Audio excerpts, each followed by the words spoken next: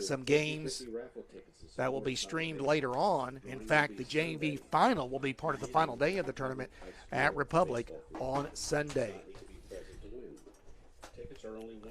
We were talking about this, Tom, but I don't know.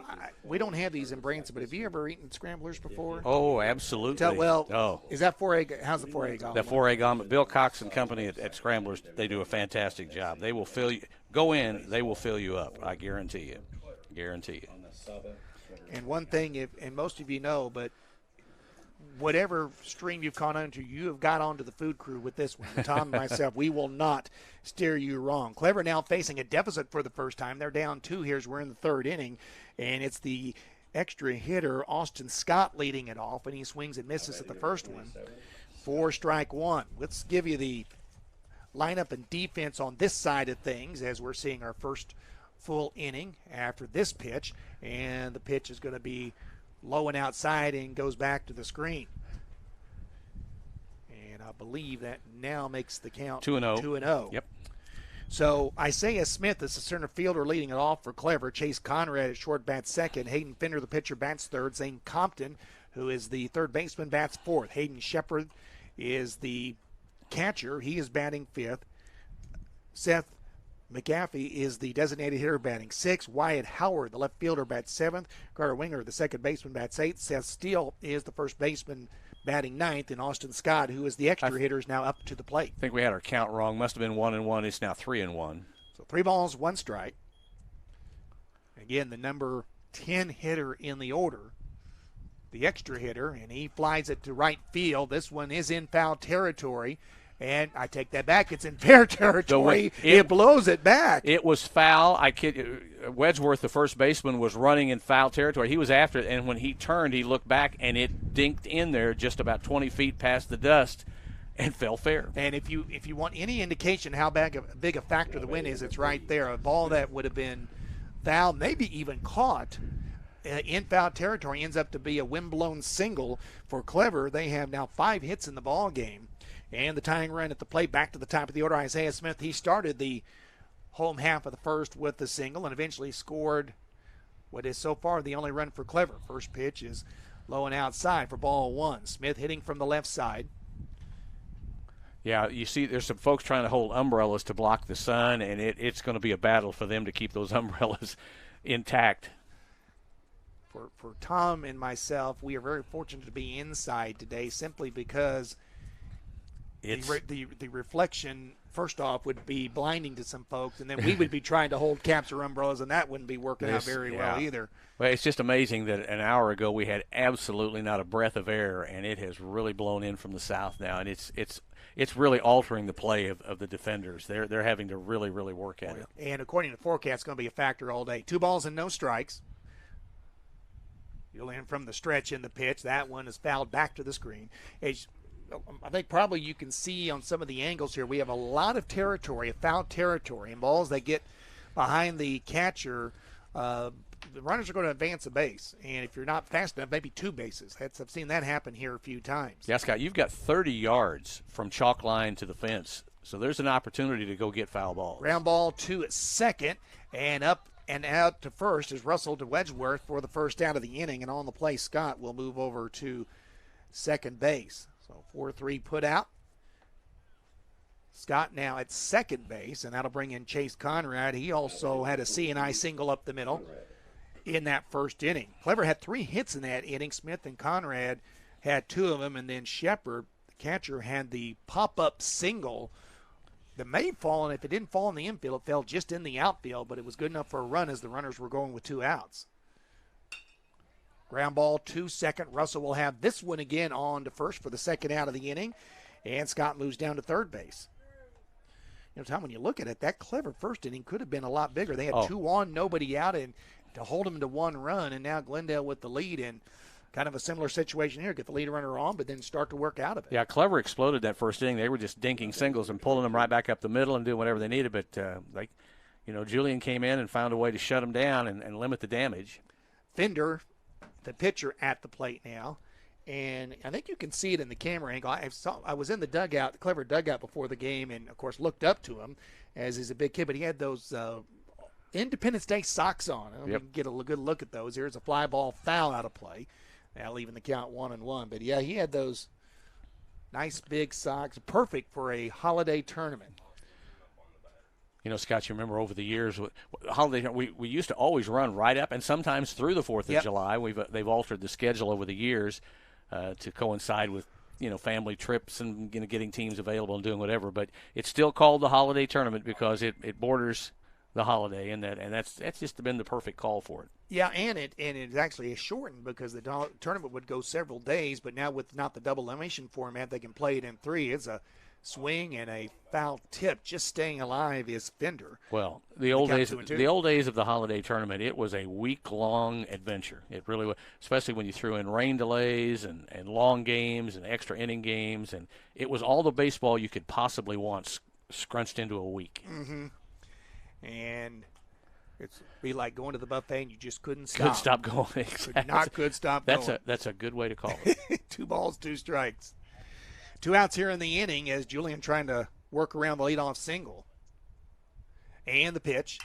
Ground ball to Russell. He backhands it, throws in time. His inning. And Julian has a nice job of getting out of the inning as he utilizes Drew Russell's defense to set down 3 after Scott led off with a single. No runs, a hit, and 1 left as we now, through 3 innings of play, it's still Glendale 3 and Clever 1 here at the 50th anniversary of the Springfield Holiday Tournament. So we would like to thank SFC Bank at 2006 Glenstone for their longtime support of the Springfield Holiday Tournament. And we mentioned these folks earlier, but also want to thank the folks at K-Raj Wildcat TV. They're helping with the JV part of this tournament, which is going on today.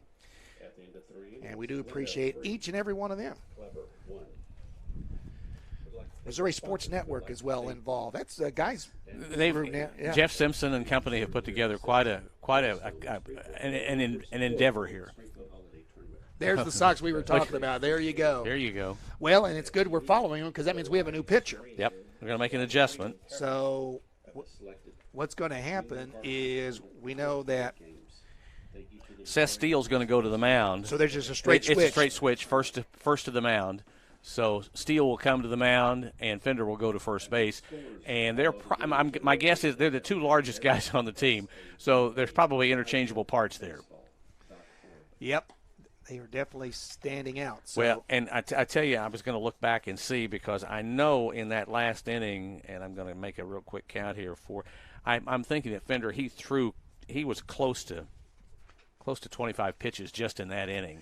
Well, and it's interesting, and I didn't really see an adjustment or anything like that, but Fender, would just cruise through the first 2 innings. He got through the top of the Glendale order, the first 6 hitters without any trouble, and then it's just like the switch got thrown off. Something got out of sync, and he just was never able to get it back. Yeah, 28 pitches in that last inning. So Fender was busy, and of course he had struck out 5 or 4 prior to that, so he had a lot of pitches in there. So he may have gotten up around 50 pitches here, and they'll pull him out. And like I said, it's a long weekend. You don't know when they would bring him back. If they would try to bring him back at a certain point, probably not. But you try to limit your pitches. Well, you're guaranteed 4 games. Yeah, because you're going to play 4 games in your pool.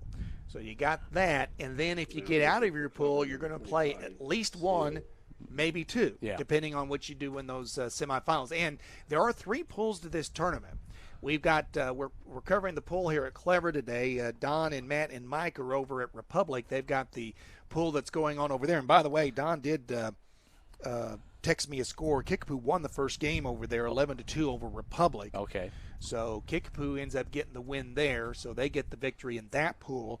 There's another pool going on at Hillcrest, and that's where you and I, along with Trevor, who's going to be joining us for the games later today, that's where we will be tomorrow. And I understand we may need to take a hard hat tomorrow because they got a lot of construction going on. A lot of construction going on over there. So Drew Redgeworth coming to the mound. He is a big boy. You said he's just going to be a sophomore, Just right? going to be a sophomore coming in. He's something they're going to build the Glendale program around over the next couple of years. First pitch misses outside, ball 1. Well, he's every coach's dream. Throws left, bats left, good size, pitches well. He has a coach in the family, I understand. Oh, well, his grandfather was the legendary baseball coach at Southwest Missouri State, now Missouri State University, and Bill Rose, his grandfather. And yeah. so there's a there's a bloodline of baseball there that has trickled down to Drew. 2 balls, no strikes to Wedgeworth.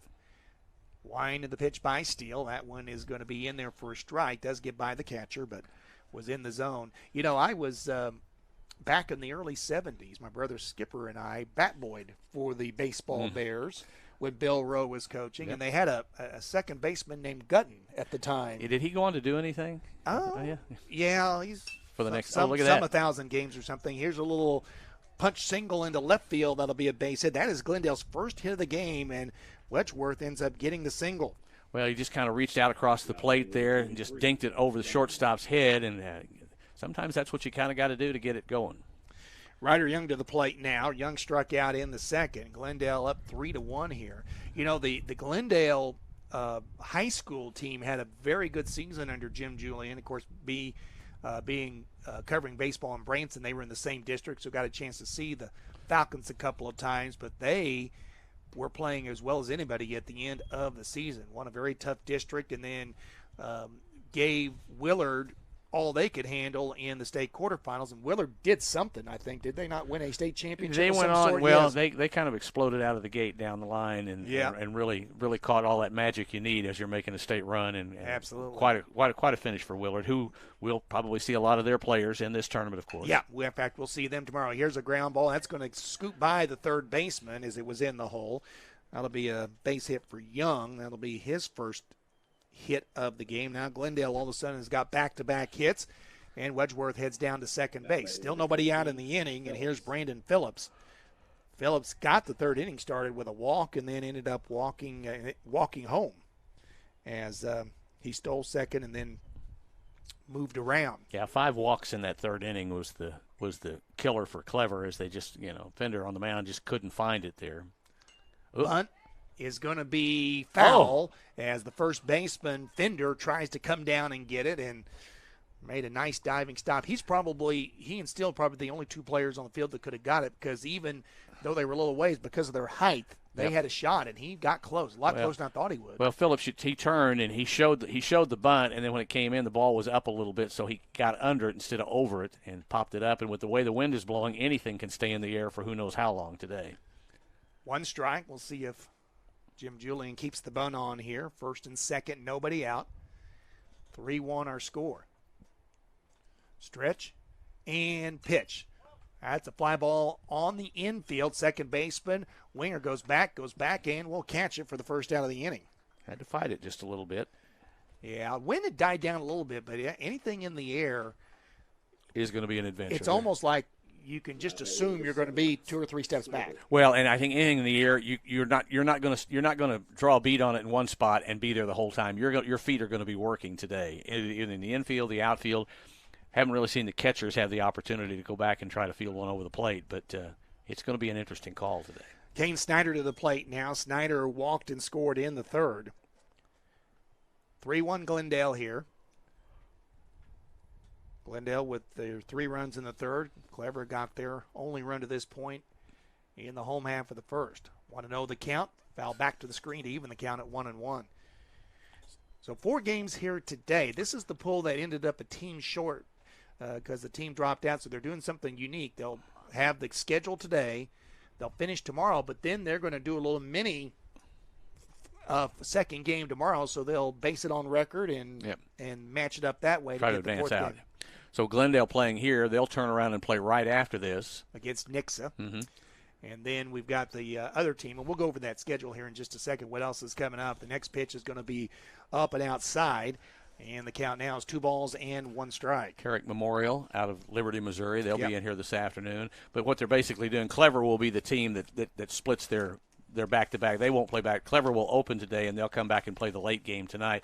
Between the teams will flip-flop and go back-to-back to get their games in. 2-1 pitch, a swung and a miss for 2-2. Yeah, and one of the things they did do is the teams that were coming from out of town, they tried to have them play a little later in the day so they could sleep in. Well, sleep in. In some cases, just save a trip. Maybe just go ahead and come up today. Yeah. Because they're not very far away. Here's the next pitch. Oh, beauty. That thing just, it was coming right at the body, and at the last second, it just broke across and caught him looking. That's one of the best pitches we've seen today. That was a off-speed and I was about to say he better duck out of the way, and instead it ducked into the plate, and it's strike three call. That's Steele's first strikeout. He's first inning of work now, 2 down. Andrew Russell to the plate. Russell had a busy inning last inning on the field. He was had all 3 assists on the ground balls that Julian was able to entice to get out of the inning. 3-1 Glendale, bottom or top of the 4th inning. That's that off There's speed, your catcher. and he swings it. Here's the catcher. This is Shepard, and he's not going to be able to get it, and everyone's safe. And there's another base hit. There is a 9.5-foot base hit right there. I mean, that just barely got out of the circle, and the wind. Pitcher came in, first base came. They all converged on it, and really, I just don't think anybody had the confidence to stick a hand out and try to make the catch. It's just very tough with this wind, and it's a wind. And this field, the way it's, even though it sets down just a little bit, there's not a lot behind it. So when the wind does blow here, it tends to funnel right through here, and the ball does carry. Well, the chain link is not going to slow the wind up. Let me tell you that, and that's what they're finding out right here. Talbert actually got an RBI on a walk last inning. Now he's up again with the bases loaded. First pitch is a strike. Next pitch is up and out, and that evens the count at 1-1. So really a big moment in the game here, as Glendale could really punch a big hole in this game with a base hit here. Clever to stay in it, needs the out. 1-1 pitch. Fouled out of play in the count 1-2. Well, and here's something that we, for those watching that have never seen this field, what would you say the distance from the plate to the back fence is? Probably 35 feet, maybe something. Any ball that gets past the catcher, it's an automatic advance. You're just not going to, unless the ball dies for some reason shortly, but and a good break for Clever as that pitch was up. Talbert went after it and couldn't get it. So Steele gets 2 strikeouts in the inning. Glendale, ironically, gets their first hits of the game, but don't score. They scored 3 runs on no hits last inning. This inning they get no runs on 3 hits. And Strand, the bases loaded. As we're through 3.5 innings, still Glendale leads this one by a count of 3-1. I'm going to tell you those other games here today.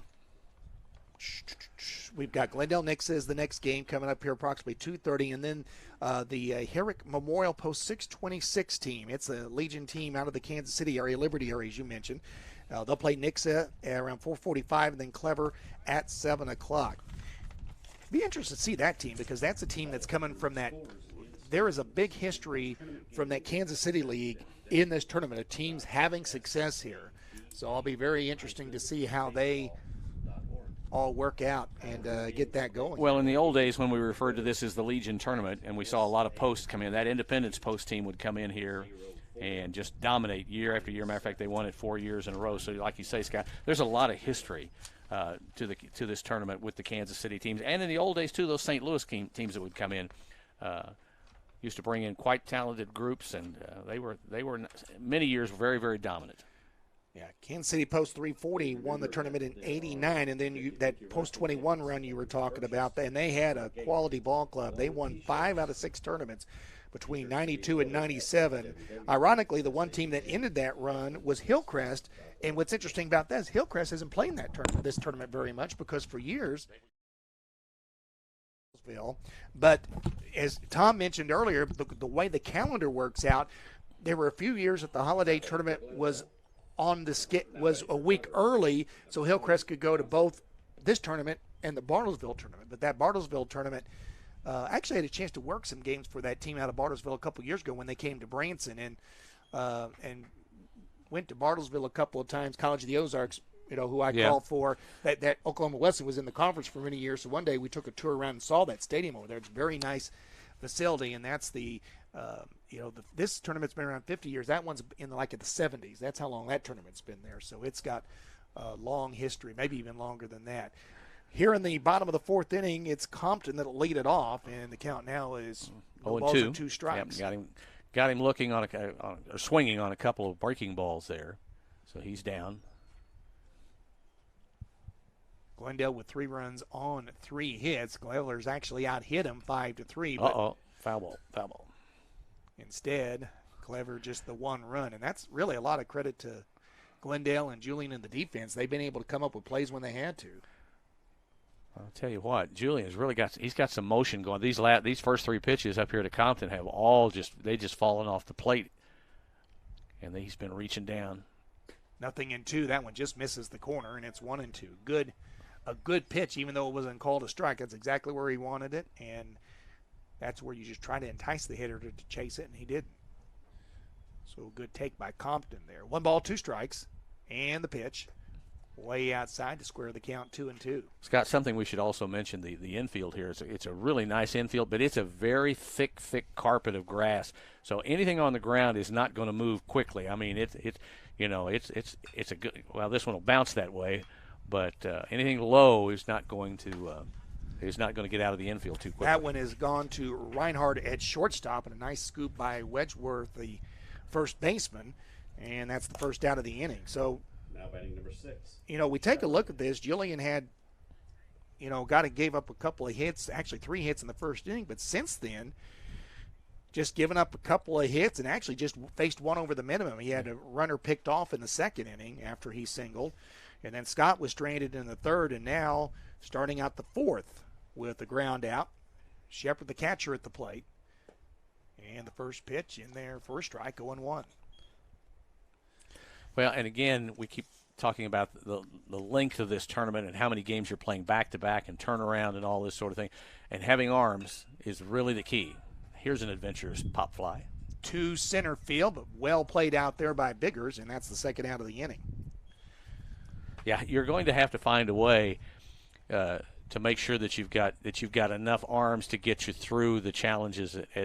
And when you're only carrying a roster of 12 or 13 players, and some players are obviously maybe not pitching caliber players, so you, as a coach in a tight tournament like this, it really makes it difficult trying to figure out how do we get through 7 innings this many times. First pitch is swung at and a fly ball to center field. This one is actually dying, and it's going to drop just in front of the center fielder, so Clever will have a base hit here with 2 outs in the inning. McAfee.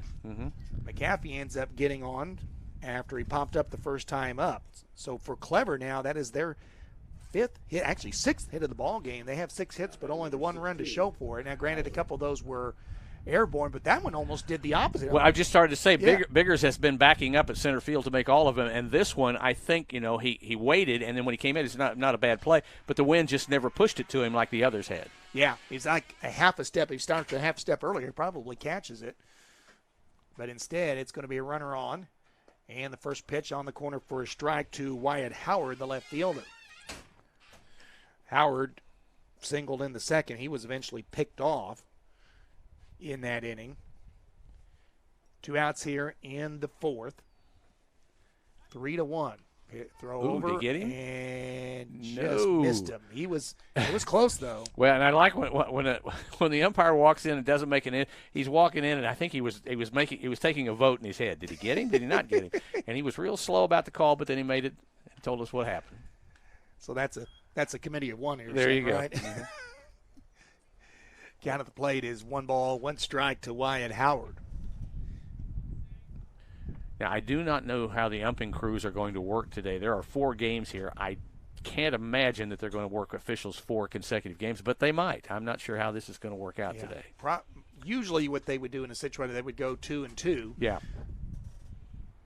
So you hope that's what the situation will be. Obviously here they can do that today because they've just got 4 games, but when you get to those 5th games, they may rotate some other ends. Someone's got to work 3. Yeah, 2 balls and a strike. Stretch. Julian throws to first quickly, and that time the runner actually was a little bit closer to the bag. He wasn't quite that far off. Howard, we mentioned, had a single in the second. Stretch and the pitch. Swung at, and it's a miss. He did not foul tip it. It gets between the catcher's legs, so that'll be a pass ball, and that will send McAfee to second base. I really thought that came off the edge of the bat, the way it came through the catcher's legs, but I guess he just didn't make a glove on it. So now you've got 2 balls, 2 strikes, and base hit can get Clever to within 1.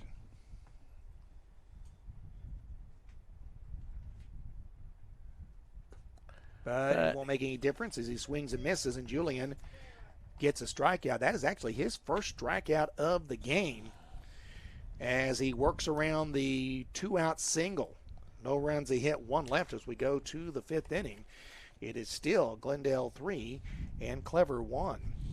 And we probably should tell folks that one thing we haven't talked about yet is we got a time limit here. 2-hour time limit in our ball game. So first pitch here was 12:04. Now, right now, we're not in any danger of that, but we could have some situations later on where the time limit could be a factor. So we'll have to look at that as we go through the game here.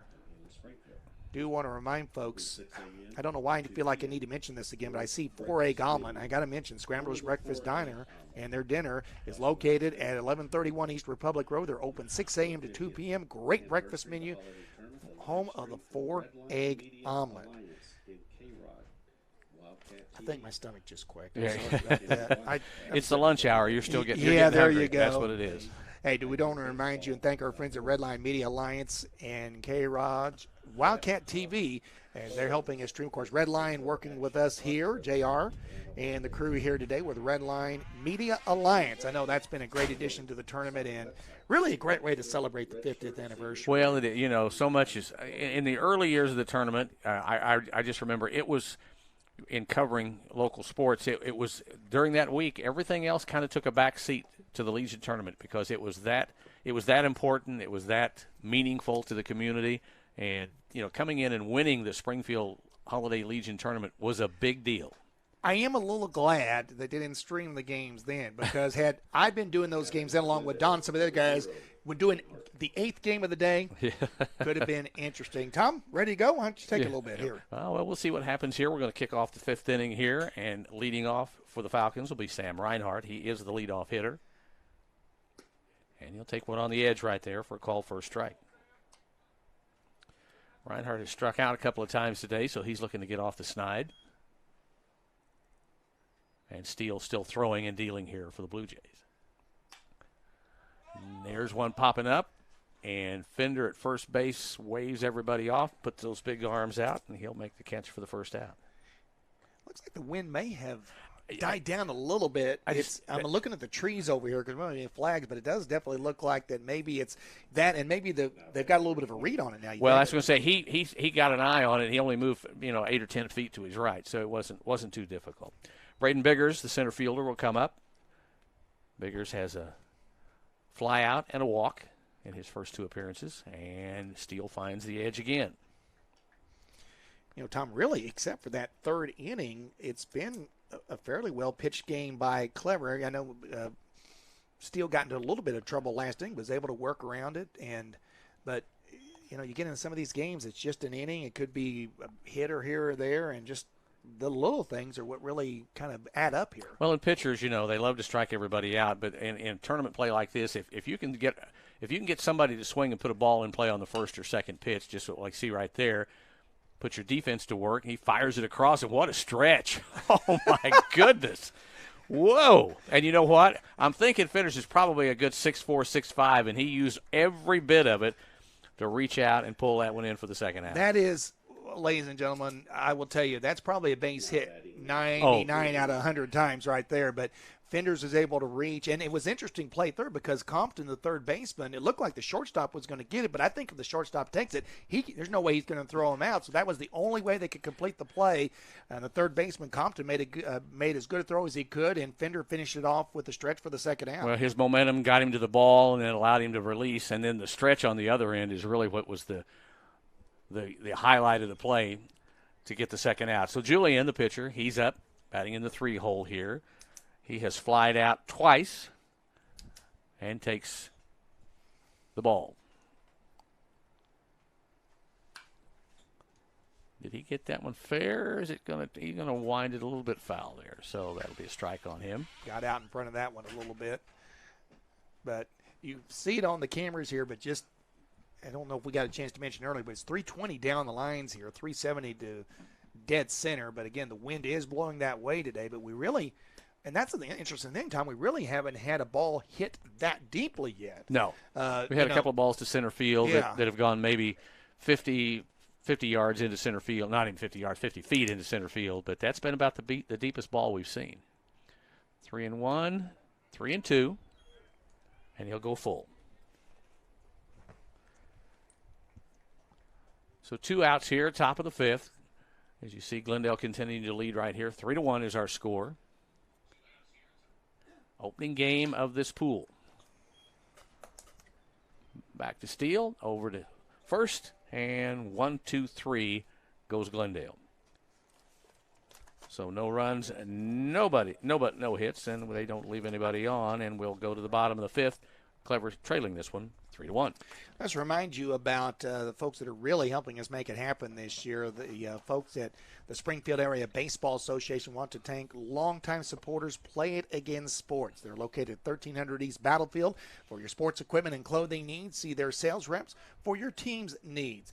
And don't forget, Guy and the folks at the Scoreboard Guy, they're keeping updated on all the scores on his Twitter account at Scoreboard Guy. Let's remind you, 50-50 raffle tickets are now available, and that's a good way to support SABA baseball. Drawing will be held Sunday at 5 p.m. Republic High School. You do not need to be present to win. Tickets are only $1, and the proceeds will go exclusively to help SABA baseball make quality tournaments like this a possibility. Winner number will also be posted on the website and tweeted on the SABA Twitter account. And we do want to thank, and Play It Again Sports, I had a chance to visit with some of the folks yesterday at our meeting, and that has been really a big deal for them to step up and help with this and make this all happen. Well, good local franchisee that recognizes Jeff, the fellas there, really recognize the importance of local sports and what this means, and they're behind just about everything that happens on the local sports scene day in and day out. Head to the bottom of the 5th inning, Clever trailing 3-1. They have really kind of, after an initial first inning where they kind of got some activity going, they've kind of run out of gas and haven't really produced too much, as Julian has been pretty effective on the mound. Yeah, Julian's given up 6 hits, but in all fairness, 3 of those hits were windblown hits that were definitely affected. And even in the first inning, they had second and third and nobody out, and they ended up stranding all but one of the runners. I mean, that could have been a big inning for Clever. Instead, they end up only getting 1 run, and Julian's kind of been in control since. Second baseman Carter Winger will get it started. He reaches out, sends a couple of bounces to the shortstop. Shortstop will make the throw over to Wedgeworth, and just like that, 1 pitch, 1 out. I'm not sure if people could see that, but the shortstop, Reinhardt, had a tougher play there. I don't know if you saw it. It looked like that ball hit right on the lip and kind of took a little bit of a funny hop, and he had to adjust the glove and was able to still stay in front of it and make a solid play to first base. Well, and I talked a while ago about the thickness of the infield grass here. It really, in addition to slowing the low balls down, bouncers like that, it really there's a lot more spring coming off that grass like that, and you never know where the second bounce is going to go. And like you said, it caught the edge of the lip. There's a swing and a miss by Steele, the pitcher.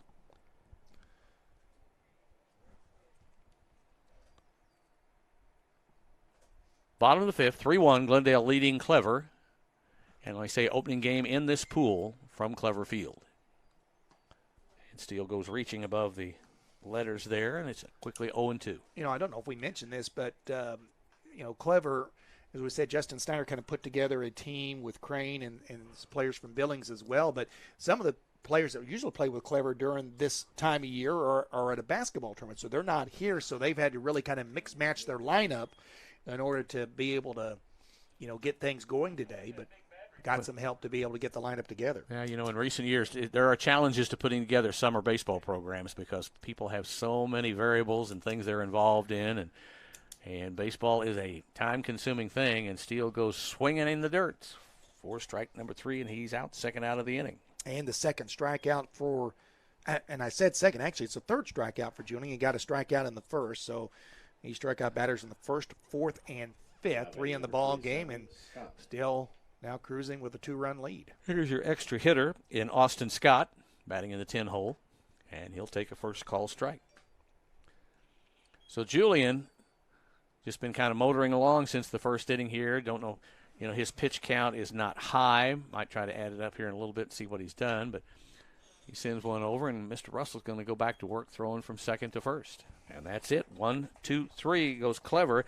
We've played 5. Now Glendale leads it 3-1. Damn, we're cruising too. We have now just hit about the hour 15-minute mark in this ball game. And we are already in the bottom, or actually going to the top of the 6th. So cruising along, The combined pitchers for Clever have done a good job of keeping Glendale in check, except for the one inning. And, of course, Julian continues to cruise for Glendale as they look to get the first win in pool play. After 5 innings, Glendale 3, Clever 1. Do want to remind you that one of our sponsors we want to thank are the folks at SFC Bank located at 2006 Glenstone. They want to thank the folks at SABA for their long support of the Springfield Holiday Tournament. And mention the folks at K-Raj Wildcat TV. Their thanks for live streaming the selected junior varsity tournament pool play games. And, of course, we mentioned earlier that our friends at Redline Media Alliance are helping us here on site. Plus, they're helping Don and the crew over at Republic today with the games over there. And then we are actually, Tom and I are the AAA announcers. Not AAA baseball, but AAA Auto Club baseball, because we are traveling. We're here today, and then we, along with JR and the crew, we're packing up and heading to Hillcrest on the north side of Springfield tomorrow to do games over there. So, yeah, the limo won't be picking us up, by the way, so I just thought we'd spell that out here. You know, I'm sorry I couldn't get my license done in time, and I lost my hat and everything. Besides, if I'm driving your limo, I don't think you want any part of that, because we're going to be going through every drive-through we can find through between here and there. But tell you what, it's just fun to be a part of this. Our friend Trevor Casterlin will be joining us for the middle games here. Don West, Mike McClure, and Matt Coatney are covering the games at Republic today. And we told you that Kickapoo won the first pool play game over there, and we'll keep you updated on the rest of the games. And we'll go over the schedule here as we wrap, kind of get to the end stretch of this game as we're now on the top of the 6th inning. Going to the top of the 6th, and to lead it off for Glendale will be number 2, the extra hitter, Alex Rankin. And Rankin so far has a strikeout and a ground out. So he's looking for his first appearance on the bags if he can get there. Steele continues to deal. Rankin puts it back to the short, makes an easy play. Going to have to do a dig, but it's a nice easy hopping down, and that's quickly 1 pitch, 1 out. Those are the ones that coaches love right there, especially in a tournament. We're going to play a lot of games. Yep. 1 pitch, 1 out. Yep. Now batting number 22. So Steele came in relief of Fender and has been pitching the last couple of innings now for Clever. And this will bring Drew Wedgeworth up. Wedgeworth has a strikeout and a single. Reached out last time up and kind of doinked one over short to left field for a hit. Was the first hit of the ball game, and he takes ball 1. First hit of the ball game for Glendale.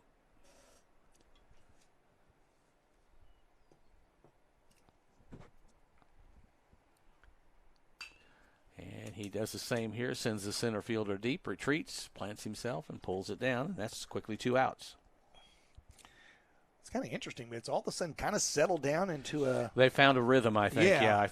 I think early on, you're the first game, you haven't played, and I believe Glendale has not played in over a week, so they've been inactive, and so this is their first time back on the field, and it may have taken them just a little while to kind of get a rhythm, get themselves adjusted, and they've kind of settled down here just a bit. Well, and the same for Clever is they've got kind of a team that they put together, so they're not kind seen of each trying other. to do the same thing, yeah. Ryder Young, the third baseman, now up for Glendale, and takes ball 1 to kick it off.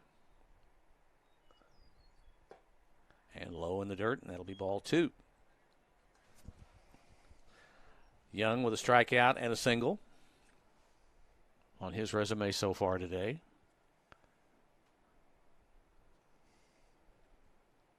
And that one gets wide and will come to the backstop for ball 2. Or excuse me, ball 3. Yeah, that one had a little kick. It hit the bottom there and it went almost halfway back. But you could see, you mentioned the grass earlier. It died in the grass before it got halfway there. And Young looks at a call for strike. So 3 balls and a strike now to Ryder Young.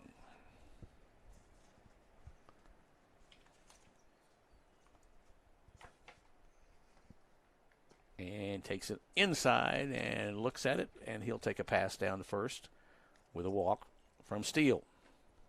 And that'll bring Brandon Phillips up, the catcher. Now batting number 15. Oh, excuse me. Phillips. Yes, Phillips, the catcher. Mm-hmm. So 2 down here in the top of the 6th for Glendale as they lead it 3-1.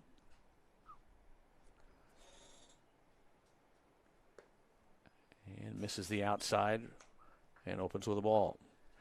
Steele's come in and been pretty effective. You know, Fender had trouble in that inning where he walked 5 of 6 batters and led to quite a few runs. In fact, led to all three of the runs for the Glendale Ball Club. And then Steele came over from first base to replace him, and Steele's been pretty effective.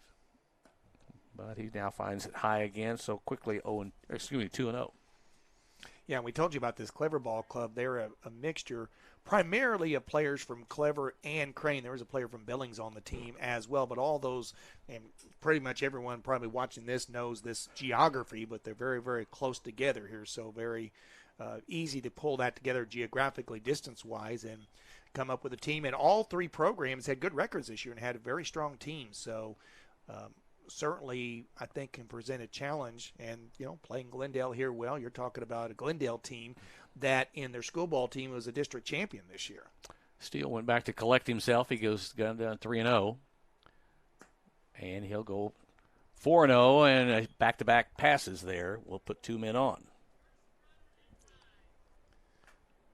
I kind of bragged on him a little bit, said he wasn't having any difficulty, and now all of a sudden he's run into a bit of a challenge here. You got to understand, folks, that Now batting number 7. none of us are immune to the announcer jinx. It happens. And the thing is, we know better, but we do it anyway. Oh, I mean, that's sure. just what we do. That's what we do. Kane Snyder will step up. He's got 2 men on, 2 men out here with an opportunity to maybe extend Glendale's lead if he can put a ball somewhere. And, of course, Steele is out really just trying to, like I said, collect his thoughts and see if he can find himself, as back-to-back walks have given Glendale runners at first and second. And he finds it there. Yeah, we keep talking about big situations. This is one right here. I mean, you only got to get 1 out, but, you know, we're in the 6th inning now, so time is running out. So, you know, Glendale punches another run across here. That's going to make it even tougher for Clever. So this is why this is a real big situation for both teams. They found the edge there. So quickly it's 0-2. So 2 outs, 0-2 on the batter, which is Kane Snyder. He is the left fielder. And I think, Scott, that wind is starting to pick up just a little bit. And he reaches out and tips it foul. Yeah, I can kind of see the trees moving a little bit more than they were a few minutes ago. So. Yeah, I was able actually to feel it here. Could kind of hear it against the building here we're in, and it definitely is picked back up again. Tell you what, I'm just glad that the forecast got changed, because when the original forecast came out this week was not looking good. But honestly, it kind of keeps getting better every day. See if we can dodge a bullet or two this weekend. There's ball 1, so 1-2 now. This tournament has done that several times over the last few years. Now it's the weatherman. In 50 years, the weather has won a few of them. Strikes him out, and that'll set down Glendale. In the top of the 6th inning, no runs, no hits, leave a couple on a couple of walks, and so we'll head to the bottom of the 6th, and Clever will be looking for a way to claw back in this one. Well, and we talked about this tournament and how they have, you go back through, and if you look at the history of the tournament, there was one year where there were actually tri-champions, and that was because it was a rain year, and they weren't able to finish things up. But there was one year in 1983, I got to tell this story, and I never forget this one. Jefferson City was the winner of the tournament that year. And we got to the last day now. In the old format, the double elimination, the last day was Sunday, and it would be a potential to be a 3-game day, because you would play the loser's bracket final early in the day, and then you would have a situation where, obviously if the loser's bracket team won the first championship game, you play another one. So we get there, we get ready to leave Saturday night at Meadow Park. Steve Jenkins, long time, just retired as Evangel's basketball coach. He was the groundskeeper. So we leave the field that night, turns the sprinkler on in right field. Overnight, we get deluged by rain, and the whole field is flooded. So you show up at Meadow Park the next day, and the field is flooded, and there's a sprinkler in right field that is still going. That is still going, because he had left the sprinkler on to try and to get the field, because there was like scattered showers, but it was one of those, and we talked a little bit about that at our meeting, and you'll certainly hear these stories as we go through. Sometimes there's a cell that just parks at a particular place, and that's what happened there. So Jefferson City, they didn't get to play the last day, so Jefferson City was declared the winner of that tournament because they were the winner's bracket team that year. But right field was nice and wet. Bottom of the sixth, Isaiah Smith, the leadoff man, will lead off for Clever here, and he'll take a call strike one to get things going. I just hope I don't get a message from Coach Jenkins now saying, Scott, what are you doing? He threw him under the bus. So many years later, we don't forget those things. Isn't that what they did in the baseball in Bull Durham? Didn't they go to forfeit a game? Didn't they go turn the sprinklers on that's somewhere? right. They did that. I think they did that. Yeah. Yeah. 1-1 to Smith. Outside would be ball too. Well, yeah, I think that was so they wouldn't have to play a game. I can't remember the scenario. There's even another thing to that in the story with Coach Jenkins is that he and his family were leaving on a vacation right after that game. Now we had it covered. He was going to stay, and if we went to the second game, I was going to finish the night for him. But as it turned out, they got to leave early. But that whole, I mean, it's just like, yeah, right. You get right. But that is exactly. I'm leaving town. Don't bother me. Yeah, something like that. 3-1 to Smith. Yeah, you can see. Look at Julian's sleeves. That wind is really howling again out there on the mound. A nice clean rip to right, and it gets past the right fielder, and Smith's headed to second, and he may get all the way to third, and he might get even further than that. A matter of fact, I think he's got a shot at circling the bases on the hit and the error, and just like that, it's a 3-2 ball game. Wow, and that was just a matter of the – trying to make the throw before you had the ball. It was a solid shot, maybe one of the better hit balls of the day by Isaiah Smith. He just rips it to right field, and then he comes, but then the ball gets under the glove, and it's a long way out there. I mean, you're talking in the gap, so that's about 340 out there. And once it got by him and got to the wall, Smith, with good speed, easily scores. Single, error, and it's a one-run game. Well, he got going, and the minute he got to second, I looked up to see where the right fielder was, and he was still in full retreat going after the ball. So I knew he had third covered, and then as he got to third, it was pretty obvious that ball coming in was going to be a little bit of a challenge. Yep. Conrad, the hitter, and he reaches out, and he'll dink one. A chance they can get to it, and they do. Nice play in left field going to the knees there. That was Snyder to pull it down for the first out. Yeah, just stayed with it and was able, and that's a ball the wind may have helped a little bit as the wind is blowing. I think that helped Snyder close the gap quickly there. And really, and even though it was a foul ball, it wouldn't have been a run. I mean, after a play that just happened, getting a good defensive play kind of picks the team back up. Absolutely. You get somebody doing something. Fender steps in and lays one down. That big body of his, you thought he was going to try to rip one, but trying to steal his way on and sneak one past him, but he pulls it foul on the drag bunt. That is something interesting that's happened in baseball with now a lot more fields going to the grass lines. Yeah. You can get some balls to stay on that foul line on the fair side more often than you could in the old days. It would kind of get into the dirt. Well, this one is going to – it's going to be a bad hopper, and Glendale's going to have trouble. They make a play, but it's not going to be there. And honestly, I think you kind of got to rule that's an error because, I mean, that was a playable ball coming in, and the third baseman, Young, just couldn't cleanly grab it. Yeah, I agree. And I think it's and even after messing it up, a good throw, I think still gets him at first base. So it's interesting. We don't have any errors until the sixth. And granted, there were some balls that were misplayed, but a lot of that was to the wind or bad hops. But you get two here. Just one out. All of a sudden, Clever's got the tying run on it first. They're back in it. This one's going to foul over the top. And that is Zane Compton, the batter. He is the third baseman. So 0-1 on him. Fender got down to – it's ironic. Fender tried to lay down a bunt to get on and then comes back and almost hit one the same – swinging the bat away, hits it about the same distance, but the error leads to him getting on first. And now there's one going to right field.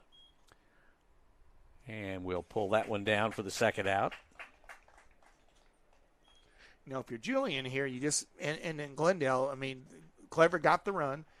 Nothing you can do about that now, but they've done a nice job of getting back in it. They had the good play by Snyder, and now they're down to 2 outs. So really, number 6. Obviously you got one more inning to go, but Clever's got a little bit of momentum here. And big at-bat for Shepard coming up here to see if he can keep this going and see if Clever might be able to even build on something here with 2 outs and at least get the game tied. Now Hayden Shepard, the catcher, he'll step in with 2 down, man at first, and he'll look at ball 1.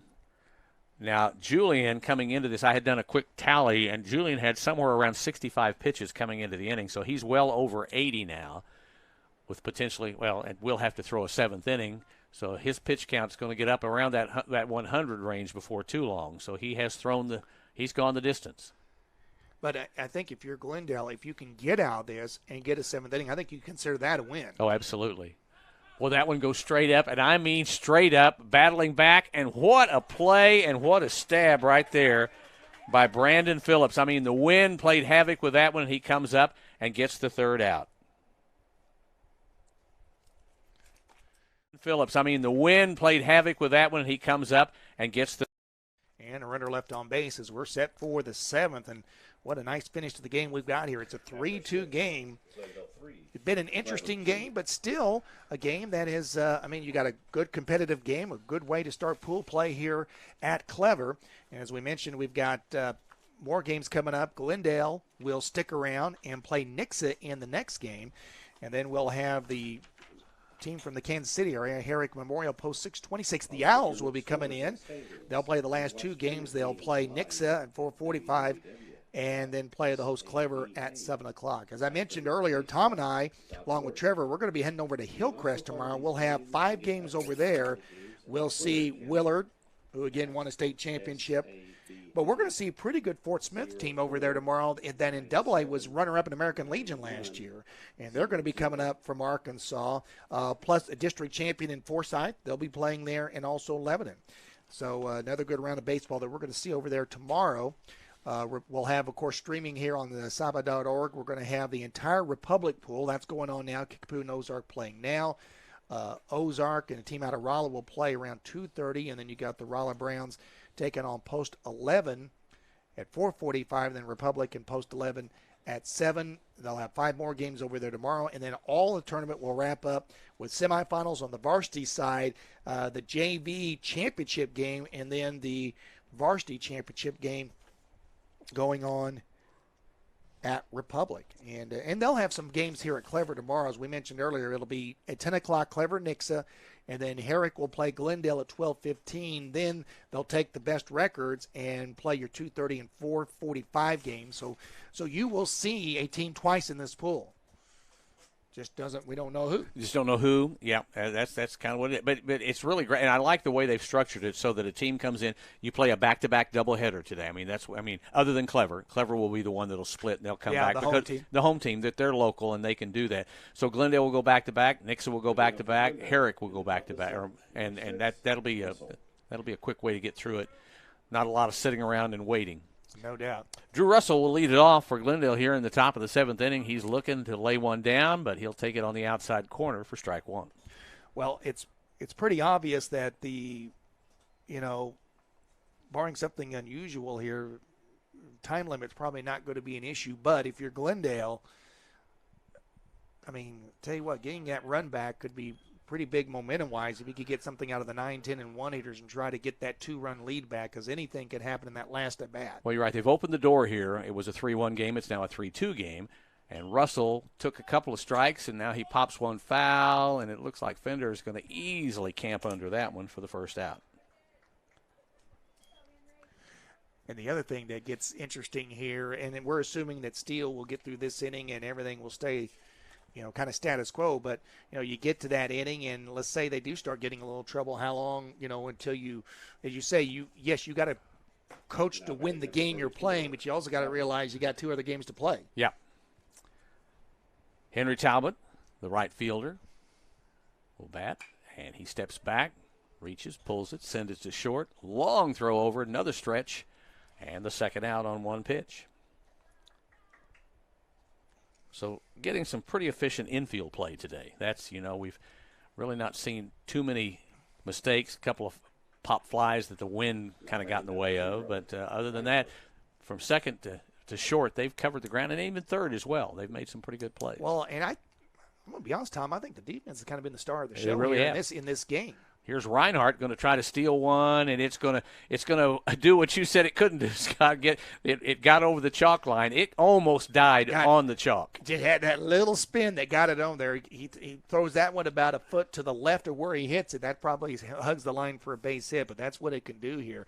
And I say the defense has been the star because there have been, I could think of at least a half dozen plays on both teams that on a normal day without win you just take for granted.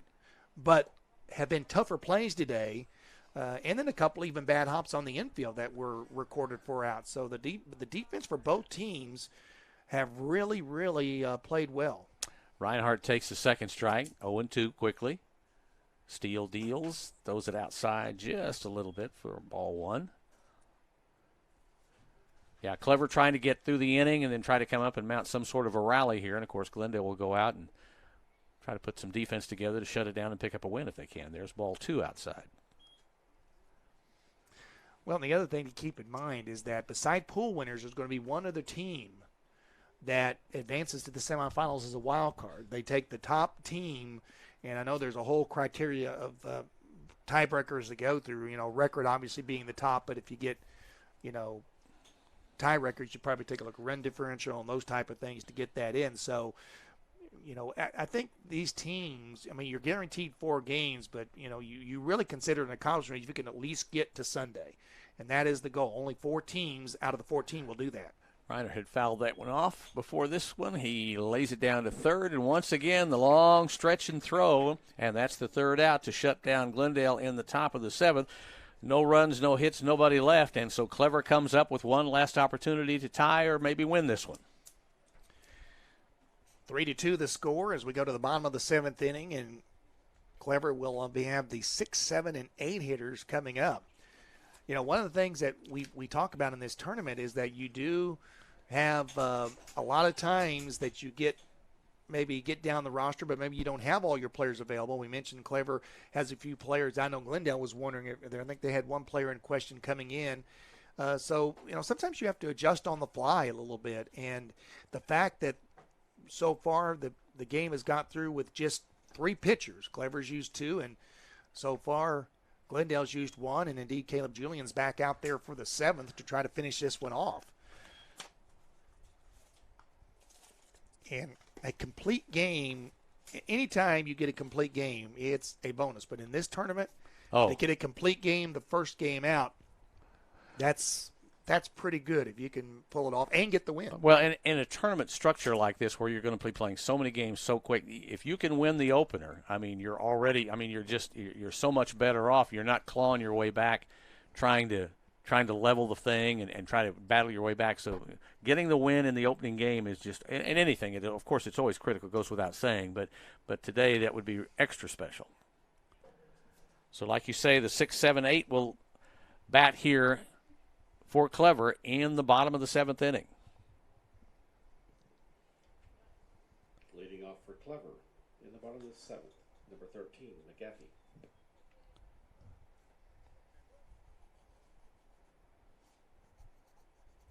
So this will be Seth McGaffey, who almost takes one on the shoulder there as Julian slices one inside to him for ball 1. You can kind of see Coach Schneider down the line. Very small strike zone here.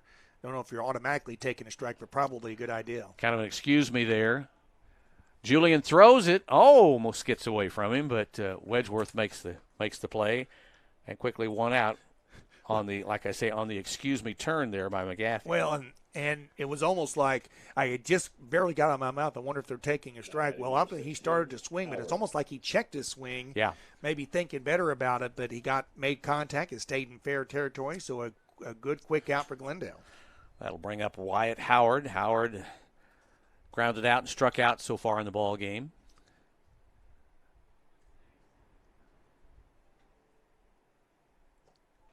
And Julian a little low outside for ball 1.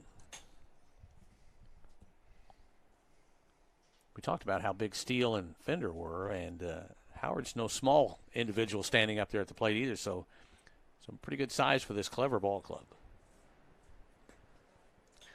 Well, and Tom, something to keep in mind here, especially as the wind continues to blow, because Clever got that 1 run last inning, they're just one swing away from tying the game. That's all they need. They need to get somebody on, move them around, and then maybe get some luck from the wind, or if Julian starts to run into some pitching trouble. And there is ball 3, and he's very close to putting that tying run on. And like I say, his pitch count is getting up there. Number 7 in the order, so you would assume here probably taking 3-0. Oh. If he's swinging, he may have some splaining to do. And he takes ball 4 low. So a four pitch walk will put Howard on base. Winger will come up. Now, the one thing with one out here is you really can't opt to try to sacrifice him over. You can't burn an out here. And Winger will come up, and he has grounded out twice today.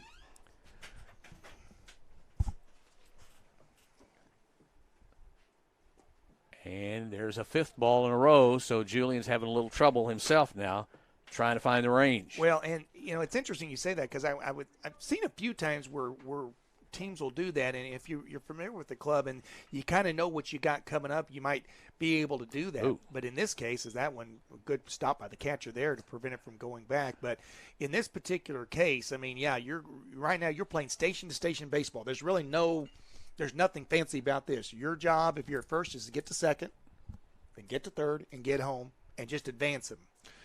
Nothing really fancy here for Clever, just their tying run right there. Julian's looking to find a strike somewhere, and he throws a seventh consecutive ball, so he's in jeopardy of pushing that tying run down to second base here. And as we talked about, the number 7 hitter not swinging on 3-0. If the number 8 hitter swings on 3-0, we're really going to have a problem here. As you know that Winger's just going to look at this, and he didn't have to even think too much about it. And that's back-to-back walks. That's probably going to bring about a visit to the mound, I would think. And indeed, here he comes to have that visit here. So, and keep in mind, had it not been for the check swing out, this is probably could be bases loaded. Nobody out, but instead, and this is what makes it so interesting. Right now, all of a sudden, Glendale looks like they're in a bad situation, but they're still a ground ball away from winning the game. Well, they're on their heels, but you're right. If you get the right grounder to come back quickly, you turn 2, it's over with. What you're wanting here more than anything else is you need an out if you're Glendale, and Clever, of course, is trying to advance them. But here's the other thing. You get a gap shot here, the game may be over the other way. Over. Yeah. So, I mean, this is a situation where a lot of times you say, well, the team is still in it, and they're not, and maybe they aren't. But this is a situation where the game could be won by either team on this at bat right here.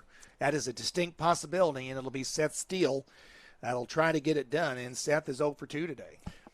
Well, they go out and they try to calm Julian down just a little bit, see if they can get him to refocus on back-to-back walks to put the tying run at second and the winning run at first with one out here in the bottom of the 7th. Interesting. Infield's going to play in at the corners, but they're going to play double play depth up the middle.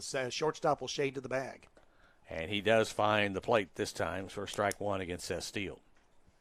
Yeah, you got to cut them down, so you'll creep in a little bit. Part of that mound visit was to set the defense, too. It wasn't all about Julian. It was to get everybody else focused on what their job is.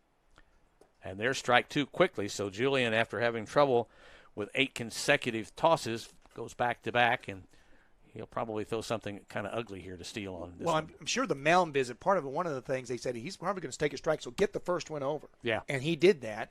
And now it gives him a little confidence, and now he's got 2 in a row. Now all of a sudden the hitter back and having to protect the plate. And there's what you didn't need was the pass with a wild pitch. Comes all the way back, and it's an easy retreat or an easy movement for the runners. So they go second, third, and second now. And so now the tying run's at third. Now the go-ahead run, the winning run, is at second on a 1-2 situation to the hitter. Mr. Baseball Guy, let's talk about this. I'm sending him to first base. That's exactly. You knew I was going to ask you that. I don't even think about it. I got to do it so that I can force that runner on a ground ball at home plate. I don't want to give him the opportunity. Yeah, they're not going to do it here. Nope. But that doesn't mean that they're not going to pitch around him here either. But it is going to be a ground ball, and we have a tie game. We certainly do, and we may not get an out at first, and they don't. And guess the what? Ball gets away, and guess Game's what? Over. Ball game's over. So just like that, on that at-bat, we said that might decide the game, and that certainly is exactly what happens as the ground ball scores the run from third. So the RBI goes to Steele there, and then the bad throw, Glendale's third error of the game, is going to end up giving Clever the win as they rally with 2 here in the bottom of the inning, and they're going to win this one by a score of 4-3. And we kind of said, Tom, it was going to take maybe something funky to make this thing happen, and that's exactly what happened. A ground ball, bad throw, And it's a clever win here, and so the home team is going to get the win in the first game of the holiday tournament at Clever. Well, and I'm going to give you the Crystal Ball Award, Scott, because you called it. I mean, you said anything could happen here. And a little of what happened on that play, not to defend the shortstop, but he had to wait. The runner got in front of him, lost visibility of the ball, so once he got it and collected it, he had to make the throw to first. We knew the first run was going to score. There was no question about that.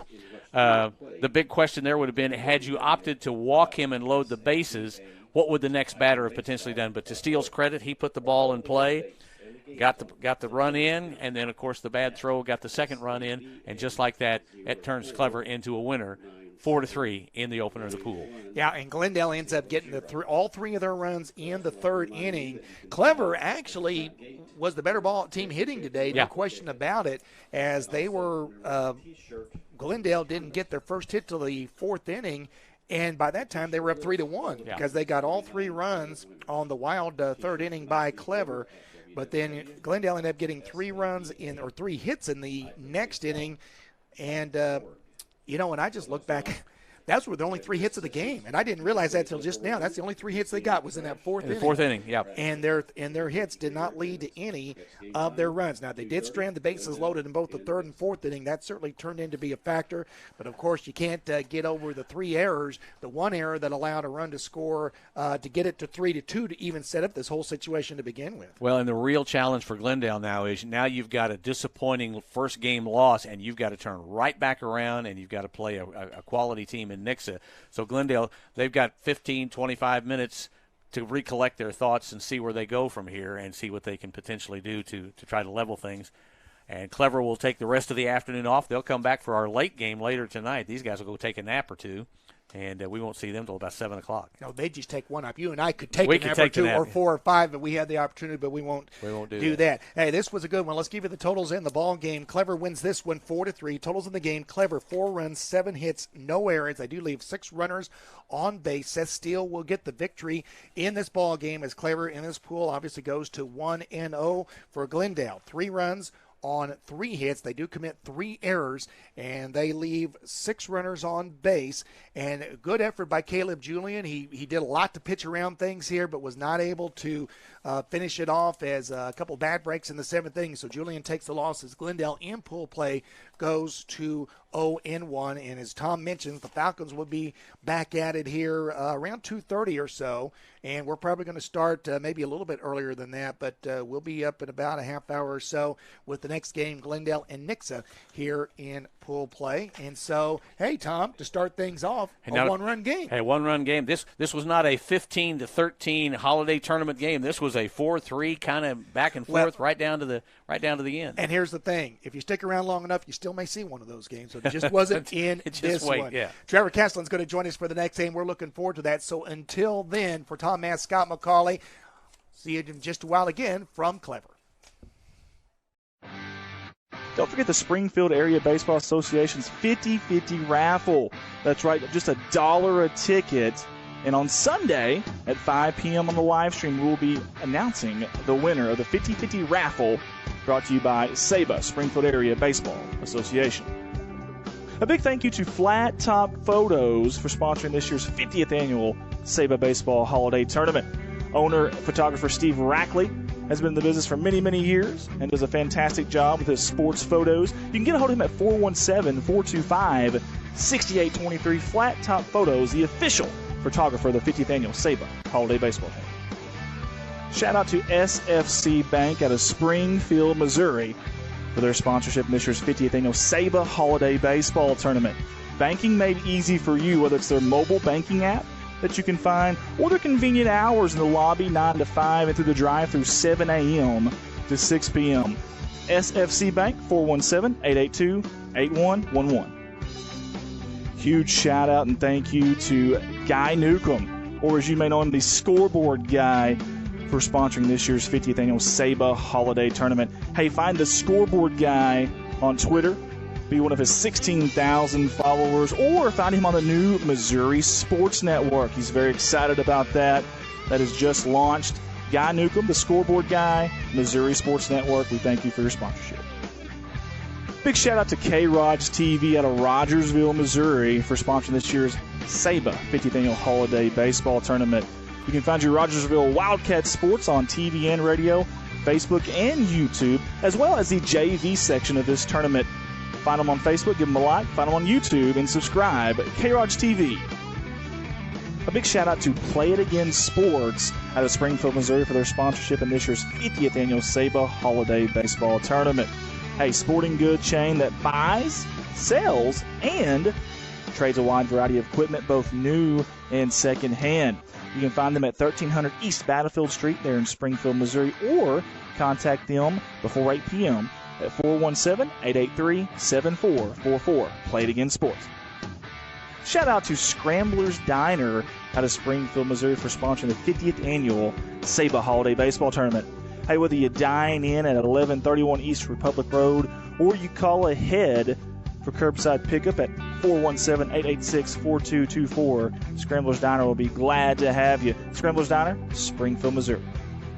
Huge shout out to Digital Reminiscence out of Corning, Arkansas for their sponsorship in this year's 50th Annual SABA Holiday Baseball Tournament. They're the official film editor of this tournament, so whether it's game DVDs or maybe highlight reels of any player that we live streamed in this tournament, get a hold of them at 870-323-9051. Find them on Facebook, give them a like.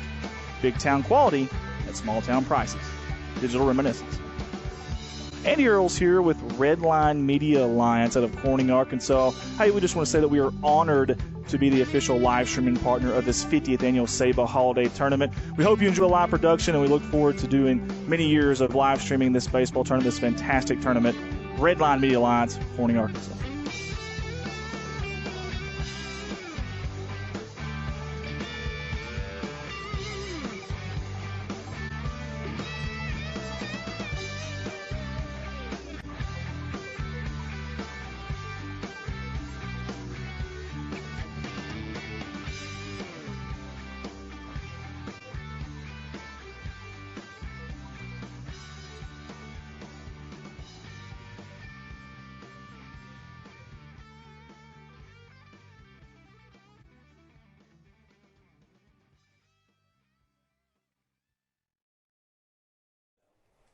And I didn't look at their what that kid's got to be 6'7". Oh, we're thinking. Well, Drew at first is 6'2". Yeah. And the only reason I know that is he's finally admitting it because he's got to be taller than Darrell. Exactly. He can't be. I mean, You know, so for the longest time he was 6'1" and 3/4, and I said, Drew, to us 5'9" guys, it's like round up. Yeah, I mean, round up. and, especially exactly. you're putting cleats on, so you're 6'2". Just say 6'2". 6'2". Caleb is about a half an inch taller than Drew. Is he? 6'3". Yeah, so they got big guys. And then Alex, who did not catch, who will be catching Rankin, Alex Rankin, is 6'3". So I mean, we got the look. When that kid was at first standing next to Drew, he had at least 4 more inches, which a month ago we need to call Kellen Lindstrom, And say, who listen. usually plays with us. He's 6'7", but geez, that kid, He's a monster. oh yeah. Well, and what's his name? It's short. The credit. I don't know if you saw it, but that ball came at him, and the runner blocked him just enough to take your vision off. So you got to make the collection, and you got to try to throw it, and you know those things are going to happen. You know. Well, and see, Sam usually doesn't play short. Does he not usually play? He doesn't usually play. No, there you go. Well, and you need. Sam is last name Reinhardt. Oh, okay. Is a freshman and won state cross country. I mean, No he's kidding. a running full. You put him in the outfield, and it's But once again, Well, you take Stratton off. He doesn't. He's doing the travel ball. Kevin Lindstrom doing the travel ball. They just stay. you have what you need. Yeah, all these are sophomores. Every single one except for I know. Ryder at third. Well, and and I'm gonna tell you, and Drew will tell you, you need to go down and walk on that grass. That it's this thing. When balls, if you hit it low, it's gonna die before it gets there. And those ones that they were bouncing, it's like bouncing them off a rubber mat. So the fact that they made as good a plays as they made, because that is a thick carpet out there. It is huge. It really, really is. well, I actually came up to apologize because normally I do Game Changer. Coach Julian's doing Game Changer today, but the other Coach Julian handwriting. Oh, I don't know where they went to school, but they did not take penmanship. No, so normally when I get this, they should have been doctors. Yeah. If you need me to translate last names and first names, Well, we got for through you, it. It wasn't that bad. It was decent. it was okay. We kind of got through it. Yeah. But there's nothing worse than. Well, we grew up playing Mavericks travel ball. Yeah. And I told Drew, I said, that's great. But once we get to high school, I knew we would be with Coach Julian. And I'm like, team up with that. I said, hey, you're going to be 4 years with him. We don't need to do travel. We can keep this team. So And get better. we've been doing that. Well. And you look at these things, but I told him, I'm like, damn it, Coach. I mean, there's announcers up there, and you're trying to, Do what you need. but we were laughing. It's you got Kellen, Caleb, Kane. Oh, I know. Now you've got 3 Drews usually on the team, and then I told Scott, we were joking. I said, there are no Scotts, Mikes, or Davids anymore. then there is Brandon, and then Brendan usually plays with us. And I know. I mean, yeah, It's nuts. It's nuts. Well, we'll see what. Did you guys play Nixa during the regular year, school ball? yes and no. Yes, we played them, but on this summer stuff, there's 2 Nixa. Tuesday Nixa teams, yeah. Now we played the incoming freshmen is really what they were, and I don't think that's who this is, because that's what one of the coaches leaned over and asked me. They said, "Now is this going to be the same team?" And I said, "I don't know, but looking at some of their size, I don't think so. I think this is." See, I don't know how many of their kids are playing travel ball too. I don't know how they break theirs up. Yeah. Thomas and we're familiar with him, and but I somebody told me he got hurt this season, so really? he was kind of and he's got gas. I mean, he's got the because Drew, him, Stratton. Well, I'm trying to think whether Caleb, the kid from Drury. For Bill to call, which is more Stratton than anything, he said, well, hey, and Bill said, well, I wouldn't mind Drew learning that, so they took lessons from him last winter. Now, I knew there was a game, we were doing a game, Tammy and I were helping run districts this year, and we also helped run some regular season stuff because Marty had called us and said, we just need help running ball games, and so we were available. So we were at Parkview one day, and we were doing Parkview. It was some tournament on a weekend. So Parkview was in it. You guys were in it. It was over at Parkview, and you guys come walking. They came in and they gave us. We saw your roster, and I saw Drew's name down there, and I thought, well, I wonder where he's at. And I looked out here, and this was the JV team. Oh, excuse me.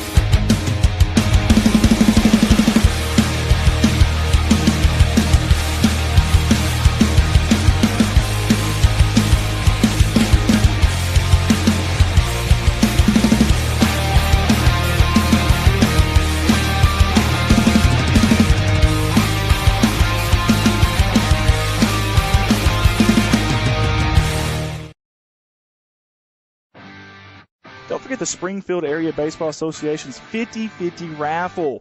That's right, just $1 a ticket. And on Sunday at 5 p.m. on the live stream, we'll be announcing the winner of the 50-50 raffle, brought to you by SABA, Springfield Area Baseball Association. A big thank you to Flat Top Photos for sponsoring this year's 50th annual SABA Baseball Holiday Tournament. Owner, photographer Steve Rackley has been in the business for many, many years and does a fantastic job with his sports photos. You can get a hold of him at 417-425-6823. Flat Top Photos, the official photographer of the 50th annual SABA Holiday Baseball Game. Shout out to SFC Bank out of Springfield, Missouri for their sponsorship in this year's 50th annual SABA Holiday Baseball Tournament. Banking made easy for you, whether it's their mobile banking app, that you can find, or their convenient hours in the lobby 9 to 5 and through the drive-thru 7 a.m. to 6 p.m. SFC Bank, 417-882-8111. Huge shout out and thank you to Guy Newcomb, or as you may know him, the Scoreboard Guy, for sponsoring this year's 50th annual SABA Holiday Tournament. Hey, find the Scoreboard Guy on Twitter, be one of his 16,000 followers, or find him on the new Missouri Sports Network. He's very excited about that. That has just launched. Guy Newcomb, the Scoreboard Guy, Missouri Sports Network. We thank you for your sponsorship. Big shout out to K-Rod's TV out of Rogersville, Missouri, for sponsoring this year's SABA 50th annual Holiday Baseball Tournament. You can find your Rogersville Wildcat Sports on TV and radio, Facebook and YouTube, as well as the JV section of this tournament. Find them on Facebook, give them a like, find them on YouTube, and subscribe. K-Rod's TV. A big shout out to Play It Again Sports out of Springfield, Missouri, for their sponsorship in this year's 50th annual SABA Holiday Baseball Tournament. A sporting good chain that buys, sells, and trades a wide variety of equipment, both new and secondhand. You can find them at 1300 East Battlefield Street there in Springfield, Missouri, or contact them before 8 p.m. at 417-883-7444. Play It Again Sports. Shout out to Scrambler's Diner out of Springfield, Missouri, for sponsoring the 50th annual SABA Holiday Baseball Tournament. Hey, whether you dine in at 1131 East Republic Road or you call ahead for curbside pickup at 417-886-4224, Scrambler's Diner will be glad to have you. Scrambler's Diner, Springfield, Missouri. Huge shout out to Digital Reminiscence out of Corning, Arkansas, for their sponsorship in this year's 50th annual SABA Holiday Baseball Tournament. They're the official film editor of this tournament, so whether it's game DVDs or maybe highlight reels of any player that we live streamed in this tournament, get a hold of them at 870-323-9051. Find them on Facebook, give them a like. Big town quality at small town prices. Digital Reminiscence.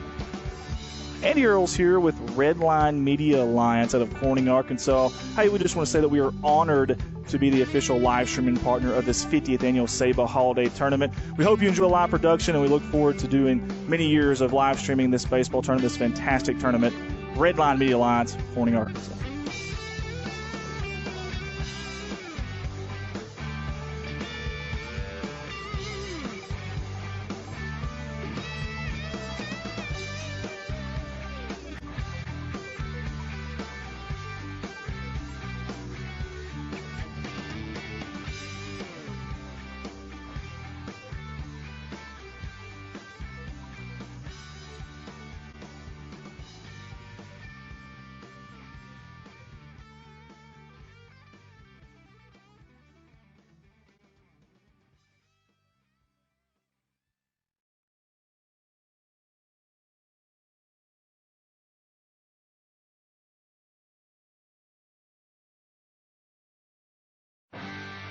Don't forget the Springfield Area Baseball Association's 50-50 raffle.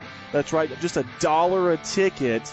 And on Sunday at 5 p.m. on the live stream, we'll be announcing the winner of the 50-50 raffle, brought to you by SABA, Springfield Area Baseball Association. A big thank you to Flat Top Photos for sponsoring this year's 50th annual SABA Baseball Holiday Tournament.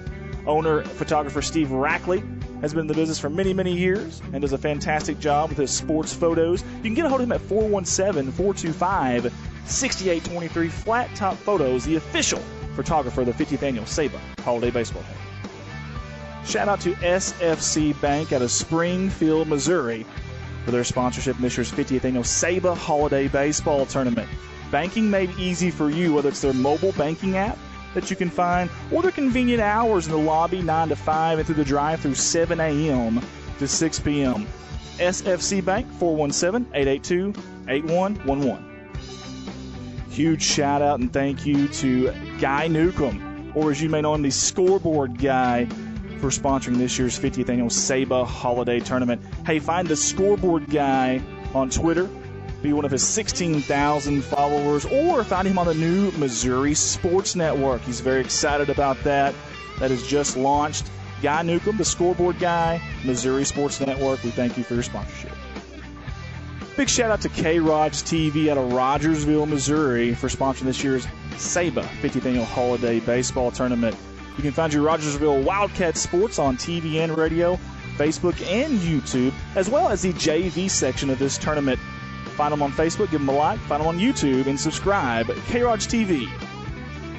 A big shout out to Play It Again Sports out of Springfield, Missouri for their sponsorship in this year's 50th Annual SABA Holiday Baseball Tournament.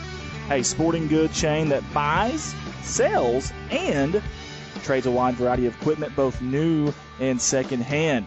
You can find them at 1300 East Battlefield Street there in Springfield, Missouri, or contact them before 8 p.m. at 417-883-7444. Play It Again Sports. Shout out to Scrambler's Diner out of Springfield, Missouri for sponsoring the 50th Annual SABA Holiday Baseball Tournament. Hey, whether you dine in at 1131 East Republic Road or you call ahead for curbside pickup at 417-886-4224, Scrambler's Diner will be glad to have you. Scrambler's Diner, Springfield, Missouri.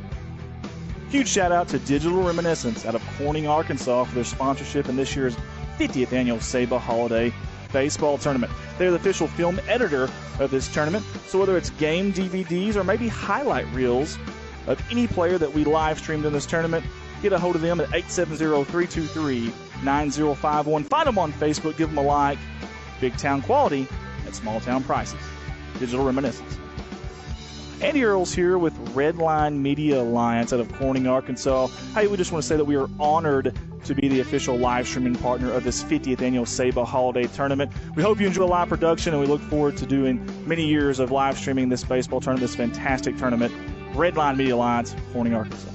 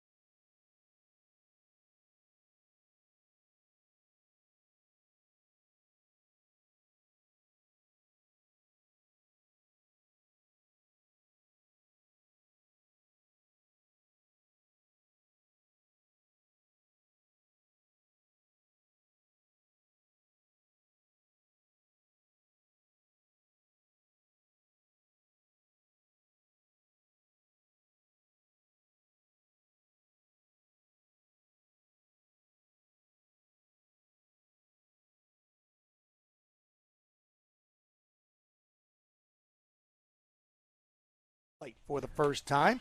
And Jim Julian will put this lineup up for this half of their doubleheader. It'll be Braylon Biggers, the center fielder, leading off. Sam Reinhart is the left fielder, batting second. Caleb Julian is at third, batting third. Alex Rankin, the catcher, bats fourth. Drew Wedgeworth, the pitcher, bats fifth. Higgin Rackford is the first baseman, batting sixth. Ryder Young, the extra hitter for Glendale, will bat seventh. Brandon Phillips, the shortstop, bats eighth. Caden Cardwell is the right fielder, batting ninth. And again, the bonus hitter, if you will, is Drew Russell, and Drew is playing second base for Glendale. Mal Henry is the pitcher for Nixa this afternoon, as Ethan Wright will be his battery mate. 2 runs home for Nixa in the first, so now Glendale. And, Tom, we talked about this. What's really going to be interesting here is to see how Glendale responds after losing. So basically, you take a look at the last 2 innings Glendale has pitched. They've given up 4 runs. Giving up 4 runs. I just started to say that their last 2 innings have just not been their best after playing some solid baseball for 6 innings.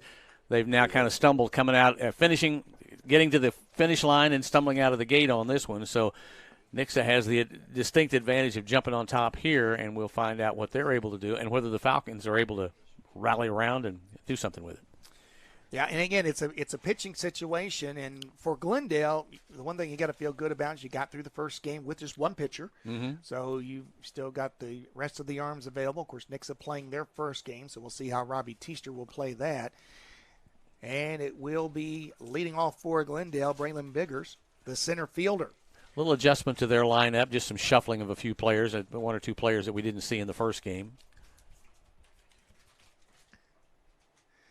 First pitch of the inning is going to be high, ball 1. I think it's really kind of critical. Glendale, they need to come back and do something positive here because, like you said, they've had back-to-back disappointing innings, and so you're looking for something to rebound on. Swing and a miss on the 1-0 pitch, and the count evens 1-1.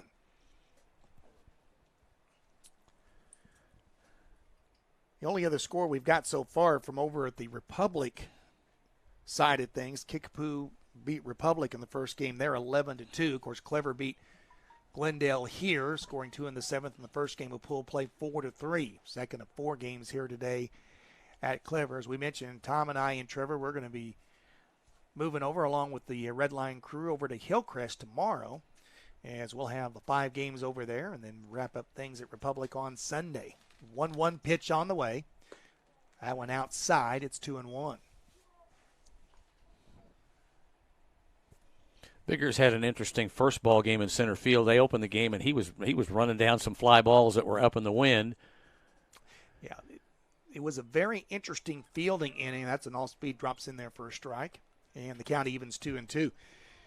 Wind really picked up just prior to game time. We got the wind and the sun that all appeared about first pitch time, almost high noon here in Clever, and most of the balls, to the fielders' credit, they were fielded and taken care of, but it certainly was an adventure. That pitch misses away, and it's 3-2.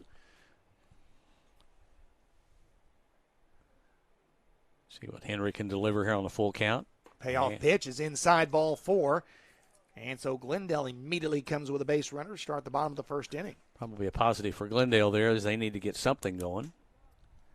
And this will bring up Reinhardt. As we mentioned, Glendale played here earlier today. Reinhardt was in the leadoff spot in the first game, played here today, moves down to the number 2 spot for this game. Glendale got 3 hits all in the third inning in the last game. So they were held in check. Clever out hit Glendale and was able to finally get the payoff with the 2 runs in the 7th. First pitch, a strike, 0-1. See if Coach Julian looks to move a runner over here, even though down 2-0, still just the first inning. Hitting away, pop up, right side. First baseman will chase, and it'll go out of play, and the count's 0-2.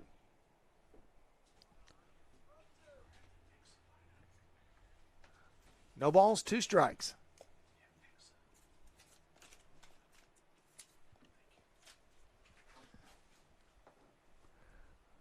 Runner at first with a decent lead, and that gets Henry's attention, so he'll throw over there. Yeah, Chase Bigger's back there just a little bit. You know, you just want to keep him honest. Don't let him get too big of a lead if you can possibly do that. 2 strikes the count. And pitch. Oh. All speed drops in there for strike 3. That was pretty. That was a good pitch right there. Out number 1 recorded by the backward K. Now to bring in Caleb Julian. Julian, who was really the hard luck loser in the first game, as he was able to pitch around trouble most of the day, but last couple of innings, a couple of fielding miscues along with some timely, clever hitting led the Clever Ball Club come back with the win. First pitch misses, ball 1. So it is a pool play event. And as we mentioned in the first game, kind of a unique twist here with only 4 teams in the pool, but everyone needing to play 4 games. They will, after the first 2 games tomorrow, they'll see where the records are, and that's who will match up. So, which is a little unusual, but 2 of these teams will play each other twice. It just depends on how everything goes over the next 3 games today and the first 2 tomorrow. Henry caught the corner there to go 1-1 on Julian. Decent lead off of first base by Biggers. Henry looks over there. Wind and pitch. That one catches the corner for strike 2. He's got a nice movement on that ball. It's tailing off at the end, catching the edges. We've seen some good off-speed pitches by both pitchers here in the first inning of the ball game. 1 ball, 2 strikes. Biggers again up 3 steps off the bag. Here's the pitch, swung at and missed, and that's the second out of the inning, both via the strikeout. So now a runner on 2 down, and Alex Rankin, the catcher, will step to the dish.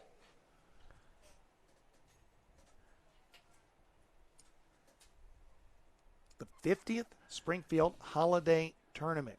1972 was when this tournament started. I would tell you how old I was there, Tom, but I'm not going to do that to you. Well. First pitch over is outside, ball 1.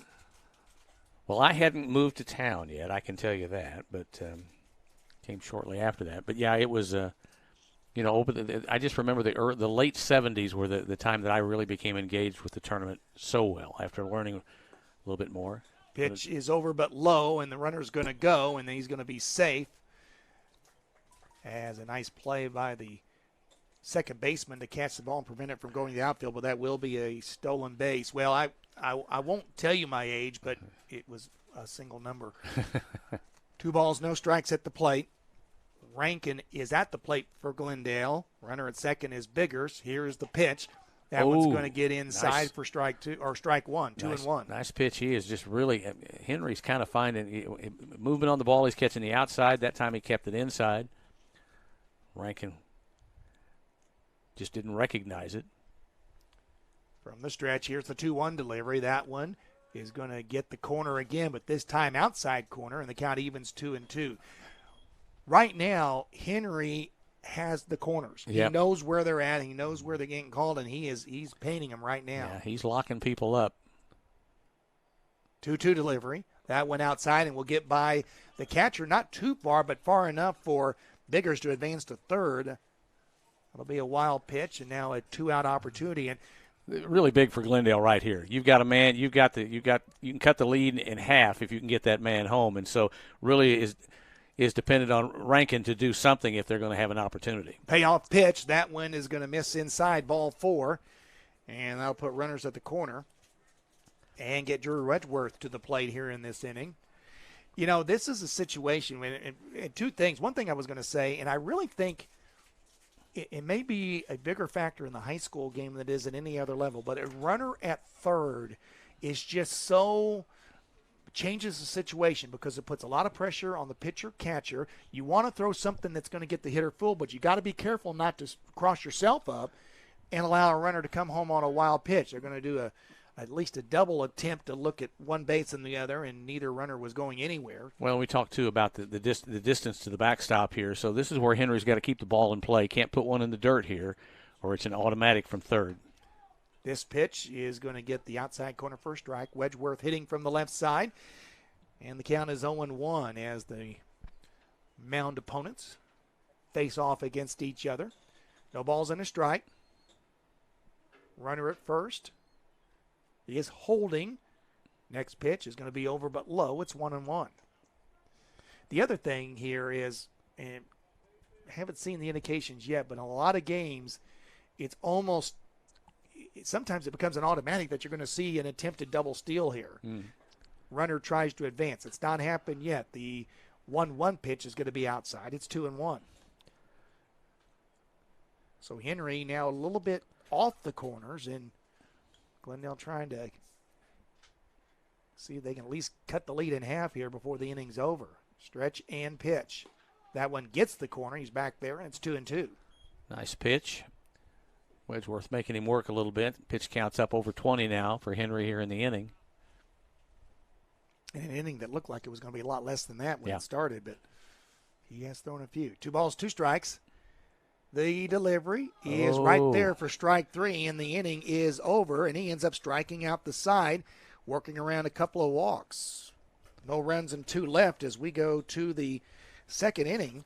Our score is Nixa 2 and Glendale nothing. Springfield Holiday Tournament, 50th Annual Edition, presented by the Springfield Area Baseball Association, otherwise known as SABA. We mentioned Play It Again Sports earlier. They're helping present the coverage, and we do want to remind folks, if you are going to be out and about at the park at some point, make sure to buy your raffle ticket. The 50-50 raffle tickets, you can support SABA Baseball. Drawings will be Sunday at 5 p.m. at Republic High School. You do not need to be present to win. Tickets are only $1, and proceeds will go exclusively to help SABA Baseball and make quality tournaments like the 50th Annual Holiday Tournament possible. Winning number will be posted on the SABA website, plus also tweeted on the SABA Twitter account. And we do also want to thank the folks, our buddy Lindy doing the same thing right now about Scramblers, their breakfast diner. They've got the 4-egg omelet, which to me sounds like a challenge, which I will have to get someday when I visit Springfield. Got to go do that. 1131 East Republic Road, where you'll find Scramblers. They're open 6 a.m. to 2 p.m. Great breakfast menu, and the home again of the 4-egg omelet. Do want to, and we mentioned this in the first game, but do want to thank our friends at Red Line Media Alliance. They are the partners on the stream for the varsity side of the Springfield Holiday Tournament. JR and his crew. JR is up here in the box with us, and I don't think it's bad to say a little challenge getting on today, but that's what happens. But JR got us through. We got on and able to get the conclusion of that first game, which was great. Clever rallying for a 4-3 win. Yep. And all the other games, of course, the games at the Republic Pool on the website as well today. As we mentioned earlier, Tom and I will be over at Hillcrest along with Trevor tomorrow for the game over there. So the second inning is underway, and it'll start with a pop-up, deep fly ball left field, and that one's going to drop and go all the way. Well, not quite to the wall, but it'll be a stand-up double for the number 9 hitter in the Nixa lineup, Peyton Lemon. That might be the deepest ball we've seen all day, I think. Well, we were talking about that in the first game, is that the wind conditions were ideal, that you thought someone might be able to pop one out of here, but and frankly, maybe to the pitcher's credit a little bit, that didn't happen. Didn't happen. They were, I mean, the ball certainly took a flyer a couple of times, but it didn't get that close. The only ball that got to the wall was the one that was that an error occurred on the right fielder in the last game that helped Clever get back in the ball game after a well-hit ball. First pitch to the top of the order, Blake Russell. That one's inside ball 1. Russell started the game with a single on the very first pitch and eventually scored Nix's first run. Want to know the count and delivery. This one, a shallow fly ball, but that's going to drop into left center field, and that'll be a base hit. They're going to cut the ball off, and the runner at first will go back. So back-to-back hits for Nixa, and it's first and third, nobody out. Well, and just two opposite kind of hits. One goes deep over the left fielder, and the other one drops in front of the center fielder. So, you know, the wind was a factor maybe in the first one. The wind didn't really have much to do with this one. He just, Russell was able just to dink it right over short and drop it in and advance the man to third base. And now Nixa is really in the driver's seat here to start the second inning. Already up 2-0, and Sam Teester, the number 2 hitter to the plate, who grounded out his first time up.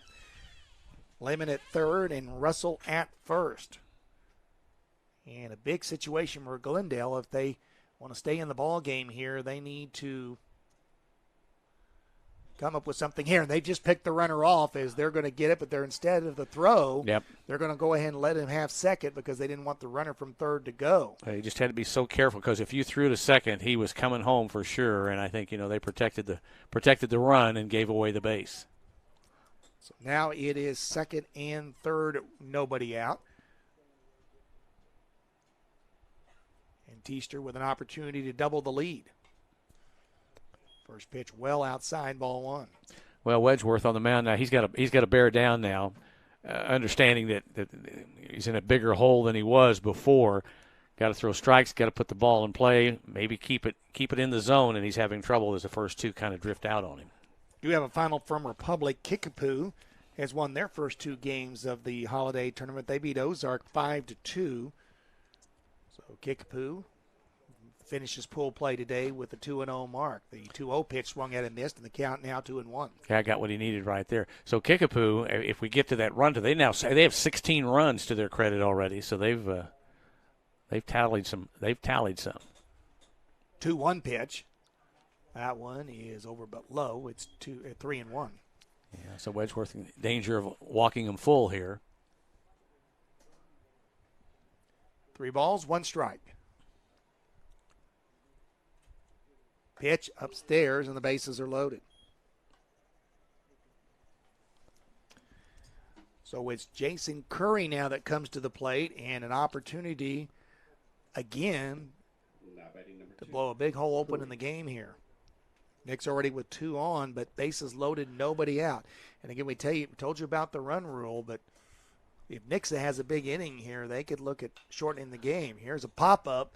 Glendale needs this one to stay in play if they can, and it will for an out. A big, big out is a pop-up, foul territory, and caught by the third baseman for the first out. Biggest friend the Falcons could have had right there was the easy first out.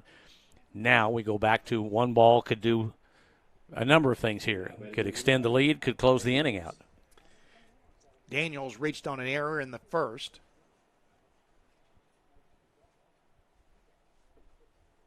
First pitch, outside, ball 1. Yeah, Wedgeworth, he's leaving that. When he's coming across that ball, he's just leaving it out. It's just not coming back in for him. Want to know the count? And the pitch. That one gets the corner for a strike. Strike Drew Dini pretty badly there. He got it. It's count 1-1. In at the corners, actually even with a bag at third, but they would try for the double play if they could get it here to try to get out of the inning. Pitch. That one stopped in the dirt. Good stop that time by the Glendale catcher, and the count is 2-1. Well, they know they've got no place to put him. Wedgeworth, he's just got to pitch clean, bring the ball in. A fly ball out, they would take it right now. Absolutely. Pitch.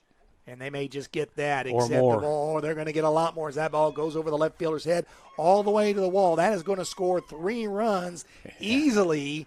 And trying for third is Daniels, and he's in there. Wow. And Tom, you said it. It's the win. That win is just doing it. That win. The left fielder came in on it, made his break, and then realized it was up and over his head. And Daniels gets the triple and clears the sacks. And in reality, that is exactly what Glendale would have taken there. Get the out, give up the run, but now you find yourselves down 5-0 and still just 1 out here in the third, and Franks is at the plate now. First pitch in there for a strike. So 3 RBIs for the designated hitter for Nixa. And this one in danger of getting away quickly for Glendale. Pitch. Outside, and the count evens 1-1.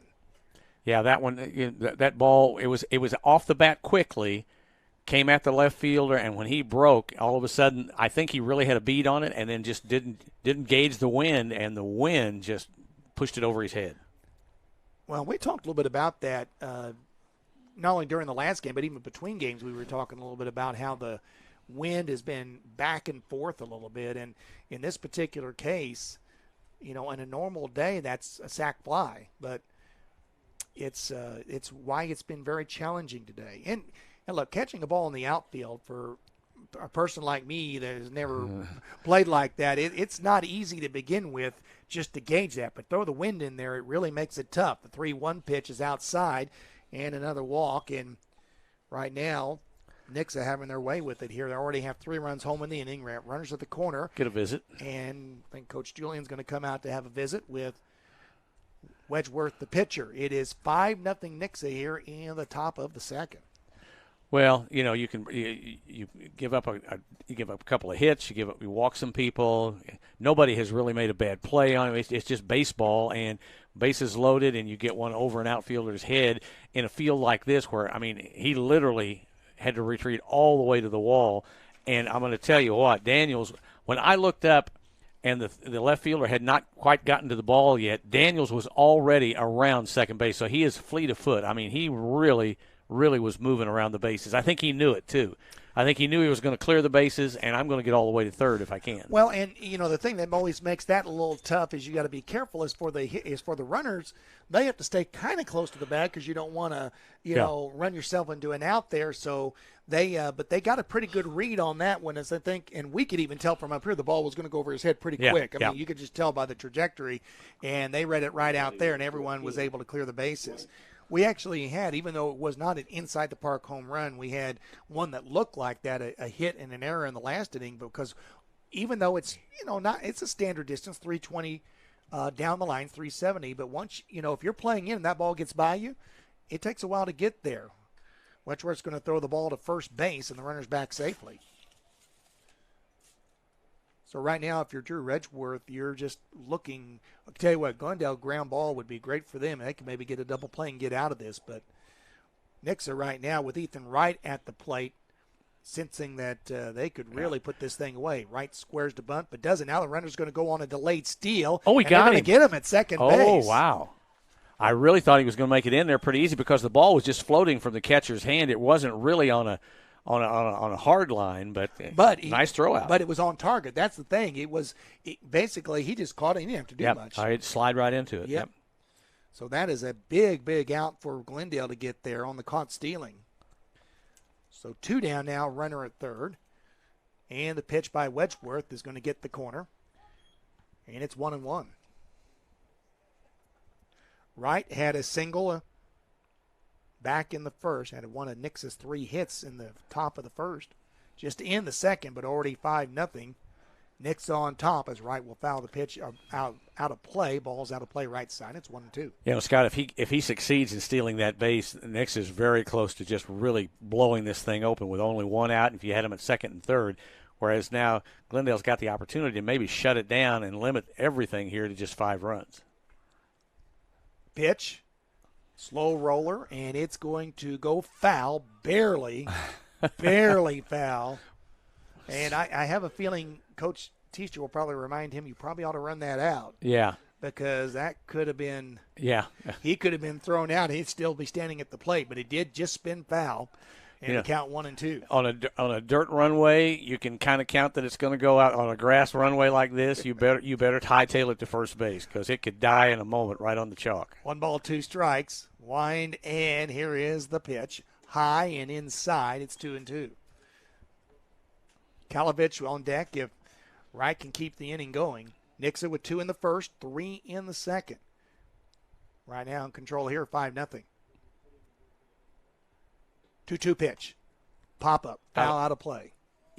Almost out of play. Almost out of Stayed play. inside, but just I keep forgetting the wind. Yep. Wind will blow that back in. Feels like it's one of those days. It's a foul out of play, and it's caught by the shortstop for the 3rd out of the inning. Wind is not that strong, but it's blowing at a pretty good pace here today. 2 balls, 2 strikes. Wedgeworth gets the sign. Nods yes, and here he comes with the 2-2 pitch to the plate. Foul ball, Wright protecting the plate and stays alive and resets again at 2-2. Wedgeworth, I think, if my count is good, this will be his 50th pitch coming up here. So he's... Yeah, so you got to believe that it's not going to be probably very much longer. They are not using a pitching rule. They're not using the high school pitching rule, but they are advising the coaches, of course, to watch that. Here's the 2-2 pitch up and out. It's 3-2.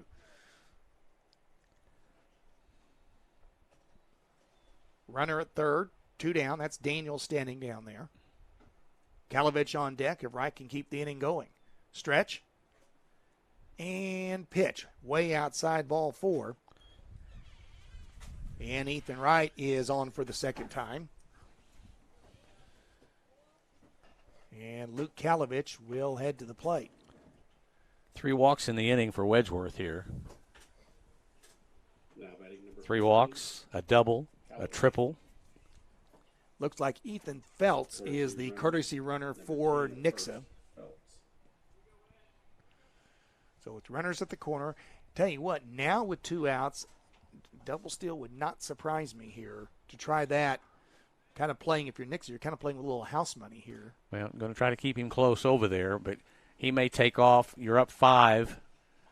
Well, and they picked them off one time, but they went ahead and gave up the base because they didn't want to throw the ball away or allow the runner to come home. Good lead this time, and he's going to come over there. And he hesitated for just a second but got back safely. But did you see Wright took about an extra step? He had an extra step going, yeah.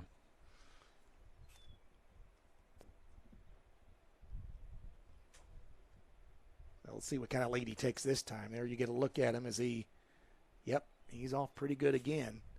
Maybe a step closer. Bitch is going to be outside. Now he's going to go on the delayed steal. Got him and again. They're going to get him.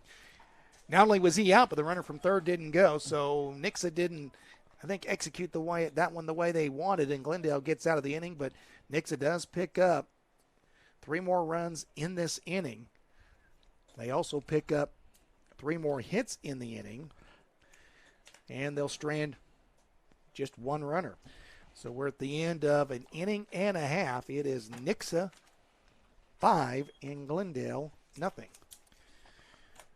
Well, Tom, so far won in a game and a couple of innings in, and well, we're learning a little bit about how the conditions are factoring Yeah. into this a little bit. You know, I mean, out here and actually games played here would be a little bit different than games we'll see played. You know, Republic's very wide open as well. Hillcrest a little bit more compressed in there. I don't know what the wind's doing 20 miles to the north of us, but you know, I'm sure it's probably not blowing as strongly as we're seeing right here.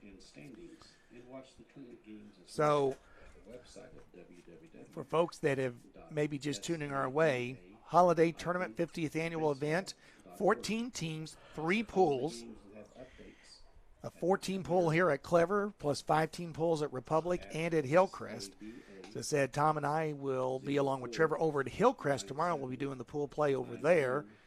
And then I'll join Matt Coatney and Don West over at Republic Sunday for the final day of the tournament. Top teams in each pool, plus 1 wild card, will play in the semifinals Sunday morning with the championship game later in the day. The JV Pool Play Championship will also take place on Sunday at Republic, and all those games will be streamed as well here on Red Line. You can go to the SABA website. These will be archived as well, so you can check out the games and see what all's going on. 50th tournament, there's been so many great stories, and you know, the tournament has really evolved over the last few years because of the going from the double elimination, and you know, that double elimination was fun, but it was fun, but it was also it can be heartbreaking. It was probably time for a change, if I can be honest about it, because I think, especially with teams looking at pitch counts more now and those type of things. I mean, you get in the losers bracket of that tournament, and you know, even though Parkview did win it one year out of the losers bracket, I mean, it's very rare. I mean, a team could make a run and win 3 or 4 games and get some experience, but it's really kind of a tough road to go. So here in the second, it'll be Radford that leads it off for Glendale. This is Kelser Radford. He's the first baseman. The thing I used to think about the double elimination too, Scott, were the teams that made the travel, the Kansas City, the St. Louis school. You could come down and bang, bang, you're done. And so, you know, you're making an investment in coming down, and so this provides them an opportunity to play games. They get to play games this way. I kind of look at that evolution, 2-1 the count, and the pitch is outside 3-1. And I think most folks watching this will understand, since we're got some local kids we're covering here. It was kind of the inevitable transition of the blue and gold to a consolation bracket. Yeah. Because, I mean, as traditional as that tournament is, it was very tough to use. You only get 3 tournaments a year. Tough to really only get 1 game in that tournament. So I think making that a double elimination, and I think the same here, instead of going a long way to play 2 games, you're going to get 4 games in. Yeah. And I think it was just a development that needed to happen. Well, and in the world of travel baseball now, as he fans him. So Radford is down on strikes, and already 4 strikeouts recorded by Mal Henry, the pitcher for Nixa. All outs recorded via the strikeout. No, I started to say in the world of travel baseball now, when you're making if you decide to travel to play, you've got to get more than 2 games in. You just have to. So that switch to this format, I think, really is a positive thing, and you get people that they'll commit to it. They know we can come, we can play 4 games, potentially get 5, could get 6. I mean, it could be very busy. Boy, Henry's just got nice movement on that ball. He's got good movement, and he did get a little wild with a couple of hitters in the first, but he has found those corners and has got the pitches working. 0-1 the count here to Ryder Young, the extra hitter for Glendale. And Henry's going to step off and step back on. 5-0 Nixa as Glendale bats in the home half of the second. Pitch. That one's going to be up and in to even the count at 1-1. We'll get to see Nixa again in the next game as they'll take on the Hendrick Post American Legion team out of the Kansas City area. 1-2 now the count here. And then Clever will play that team to wrap things up this evening. 1 ball, 2 strikes.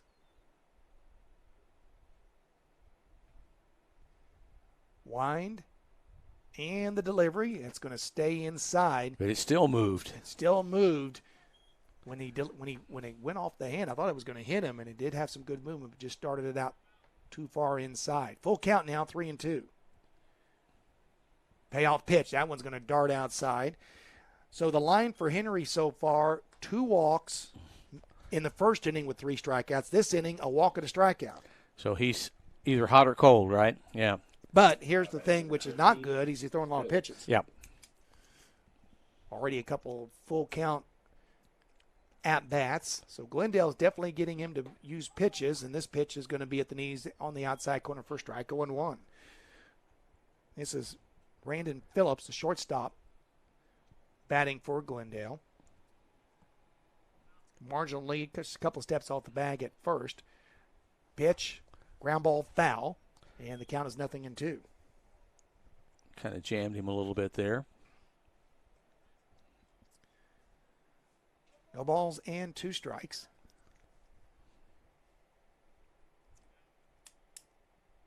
Stretch. And the 2-strike pitch. Foul back to the screen. And it stays 0-2. And this will be the 40th pitch coming up for Henry. So over an inning and a half here, he's going deep. Yeah, so the interesting thing is Nixa leads 5-0. And certainly everything's going their way, but for the pitchers, they both throw about the same amount of pitches. Or we'll see how that plays out once the inning is over. But he's already above 40 on a count now 1-2 to Phillips. That pitch is going to be fouled out of play. Staying alive at 1 ball, 2 strikes.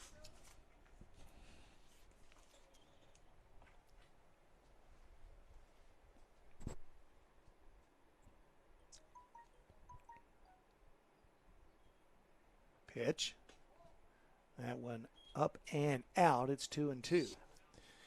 Well, Glendale's not doing anything fancy on the bases. Second inning, down 5. They're going to play station to station. But, again, if you're a Glendale fan, I wouldn't lose a lot of hope because there's a lot of baseball to be played. And I think it's pretty safe to assume that unless something drastically changes, neither starter will finish this game. Yeah, they're both over 50 now, so they're throwing a lot of pitches in these first 2 and going deep on several batters, a lot of walks. 3 balls, 2 strikes. Stretch. And here's the payoff pitch. That one's going to be a ground ball, and that's Glendale's first hit of the ball game. A single to left field. Stopping at second will be Young. And that brings Cardwell to the plate. So that's the interesting thing. Nixa has just hit the ball better so far. I mean, that's really the bottom line. And also keep in mind that 2 of Nix's runs scored on a misplayed fly ball. Otherwise, this game is a lot tighter right now. And Glendale looking to do something here with just 1 out in the inning. And the number 9 hitter up, first pitch, inside and low, ball 1.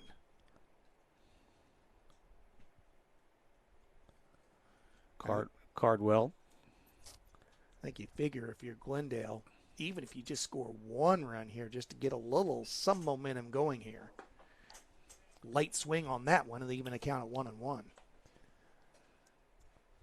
You've got to be impressed with Henry, even though he's walked a couple of guys and had a little bit of problem. He's really got so much action around the plate. That ball is not coming down the pipe. It's moving around.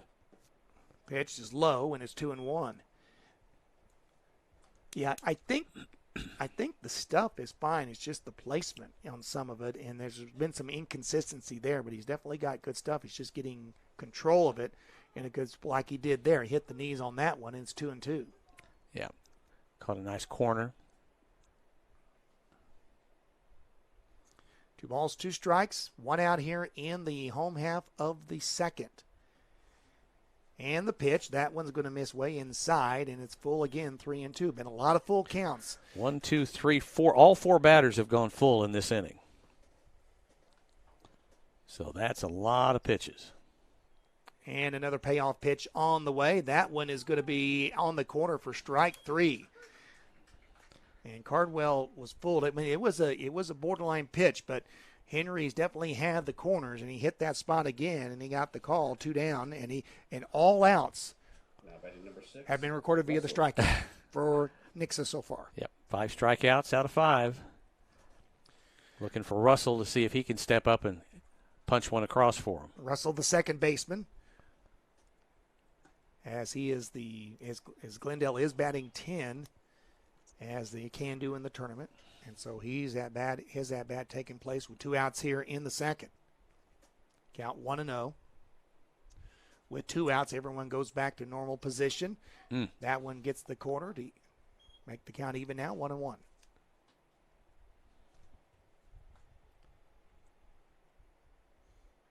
One ball, 1 strike. And the pitch on the way. That one's going to get the knees on the inside corner and strike 2. Mal Henry is really doing a nice job off the mound right here. A couple of mistakes walks-wise, but when he's needed to, he has found the strike zone.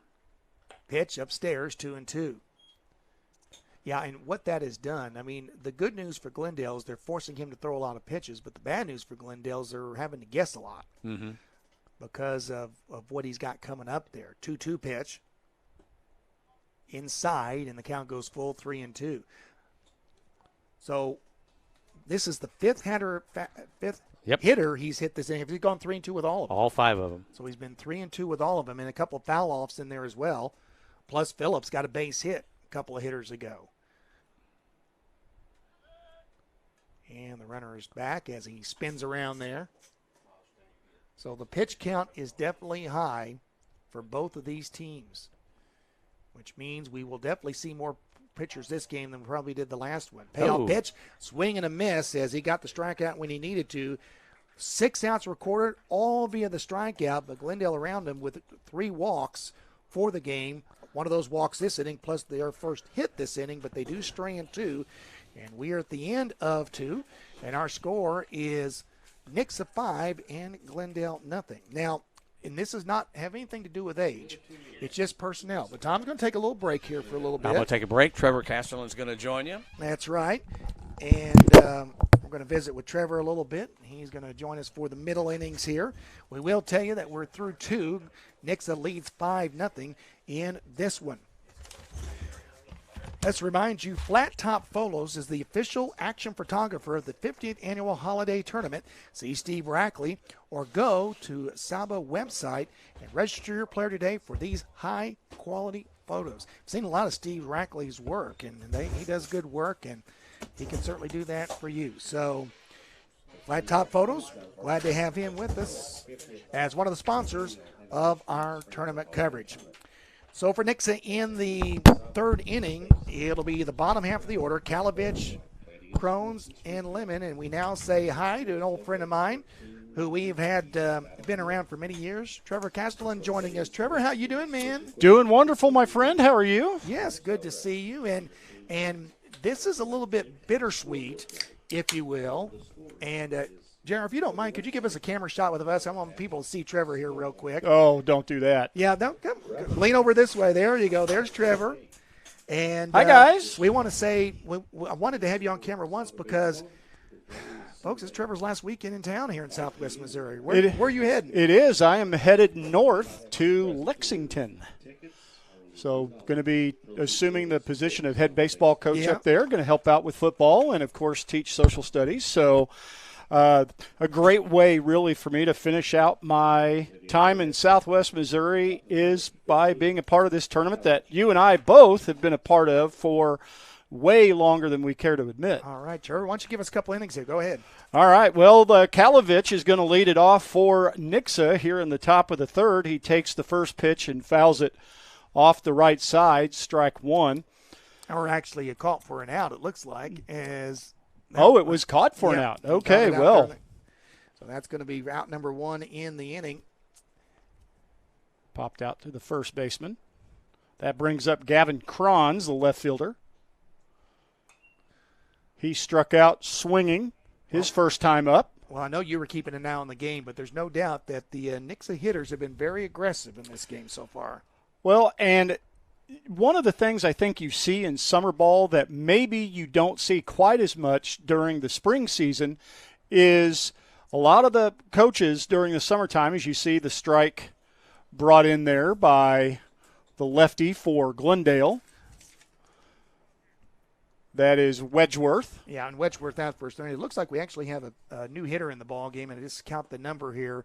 As it looks like that is going to be Jenkins, Josiah Jenkins, that's batting for Nixa here. All right, so Cron is out, at least right now. At least for the at-bat, so he'll take the at-bat here so in this Jenkins, foul. Yeah. Wedgeworth has been a little bit inconsistent at times.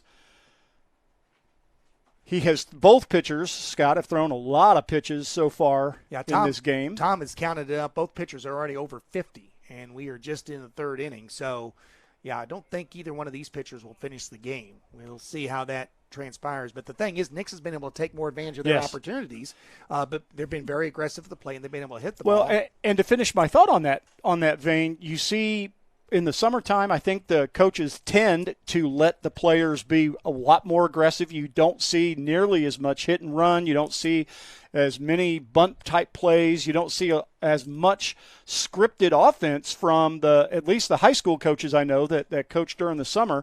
This really is an opportunity for these kids to identify pitches, to see where their strengths lie, to be able to try to barrel the baseball up and find out the kind of hitters they can be going into that next spring, as you see Wedgeworth missing badly twice in a row there to bring the count full to 3-2.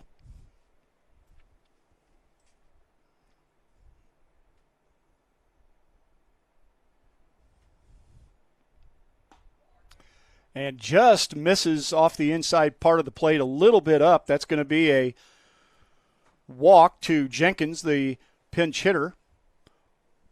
Both pitchers have also missed enough where, again, that's helped drive that pitch count up, and that is Peyton Lemon, the right fielder, up. 1 out, 1 on, top of 3, 5-0 Nixa. And there's a little bit of a fastball with a little late life on it, Scott. You saw the tailing action on the end of that pitch. Been some off-speed pitches from both pitchers that have been pretty good today. Again, Henry's had a little bit better control of the plate, but he's walked almost as many as he struck out. All the Knicks outs have been via the strikeout so far, but he's also walked several hitters. Well, and you just saw him throw what appeared to be either a two-seam or maybe even a change that hit the far outside part of the plate, so he's up in the count 0-2. And Lemon reaches out, sticks his bat out, and that's good for a base hit. The right fielder misplays the ball, and so Lemon is going to wind up at second, give him a base hit and an error on the right fielder. And Jenkins, the pinch hitter, is going to wind up at third. So we've got 2 men in scoring position, second and third with 1 out. And that's going to bring Russell to the plate. Russell 2 for 2. He scored twice. And that's interesting because we had that same thing happen in the last game where a ball got away from the right fielder, and in that game a runner was able to score all the way on it because it got by. Didn't get that far by this time, but we've seen, and you don't see this often, but we talk about hops on the infield, but we've seen some interesting hops and a few misplays in the outfield, and it's just that the fielder sometimes won't get their glove down in the right spot, and it's cost Glendale a couple of times here so far today. 1-1 the count is Russell misses on the fastball swing to the outside part, and not to be too critical of the right fielder, but that just looked like a play where he didn't get his glove down because the ball was not hit hard. It was kind of a soft line drive as the second baseman had vacated toward the second base bag, and so it wasn't a especially hard hit ball. He just came up, charged on it, and just didn't get the glove all the way down, and it scooted just far enough to advance both base runners.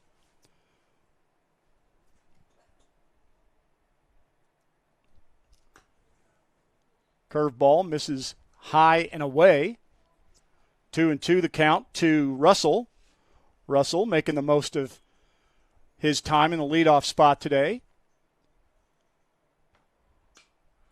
And there's another example of that aggressive swing, a well-made play in center field by the center fielder, that is Braylon Biggers, with that running catch, and Russell is denied his third hit on a great play, Scott. But he gets an RBI as the runner scores from third base, and that is heads-up base running and also heads-up coaching there. He knew the play was going to be tough, but he had the runner ready to go, and as soon as the fielder fell down trying to catch it, yes, Robbie Teaster did not hesitate to send the runner home, and he's able to score easily. Well, and again, that's a veteran coach. As you mentioned, Coach Teaster, the former head coach down at Hollister, had some battles with him in my time over at Marshfield, and a good baseball man, and of course well-coached players are going to take advantage of that. You're right, when you see the center fielder drop to his knees, that's where you tag and score, and they are taking advantage of mistakes that the Falcons have made, and Teaster there with the pop out to the catcher. Nice play by the catcher for Glendale. That ends it. And we go to the bottom half of the third inning, and it's Nixa 6, Glendale nothing. Yeah, for Glendale in that error. For Nixa, they do get the extra run and a hit, one error in the inning, and so they take the 6-0 lead. Glendale just with one hit so far in the ball game, but they will have the top of the order coming up in the next inning. Scott McCauley, along with Trevor Castro, and Tom Mast will be rejoining us here in just a bit as Trevor is doing the senior citizens a favor by spelling us a little bit here in today's ball game. I just saw a comment when you said Tom was coming back. Someone just commented, "Not soon enough." Oh, I didn't think your son was watching today. He better not. He better be at work. Someone once said, "Man, you are the best." I said, "No. We're the best in this price range." Yeah. You've got to specify that, Scotty. That is true. That is very, very true. So tell me a little bit here before we get into this inning. So I know you've been working at several schools in the area. How in the world did you end up finding Lexington? I mean, how did all that happen? I still have the desire to coach. And I really do have a desire to still want to I've got about 9 years before I retire, and I really would like one more chance to be a head coach. And so I've got some family in the Kansas City area. Oh, that'd be nice. Yeah. So the opportunity came along, and it fit. It kind of ticked off all the boxes. First, my son is going to be going off to Culver Stockton to play baseball, which is about a 5-hour drive from here. It's about as far away as you can be in Missouri and still be in Missouri. Yeah. As we start the bottom of the third here with Braylon Biggers, the leadoff hitter. 6-0 Nixa. Bottom of 3.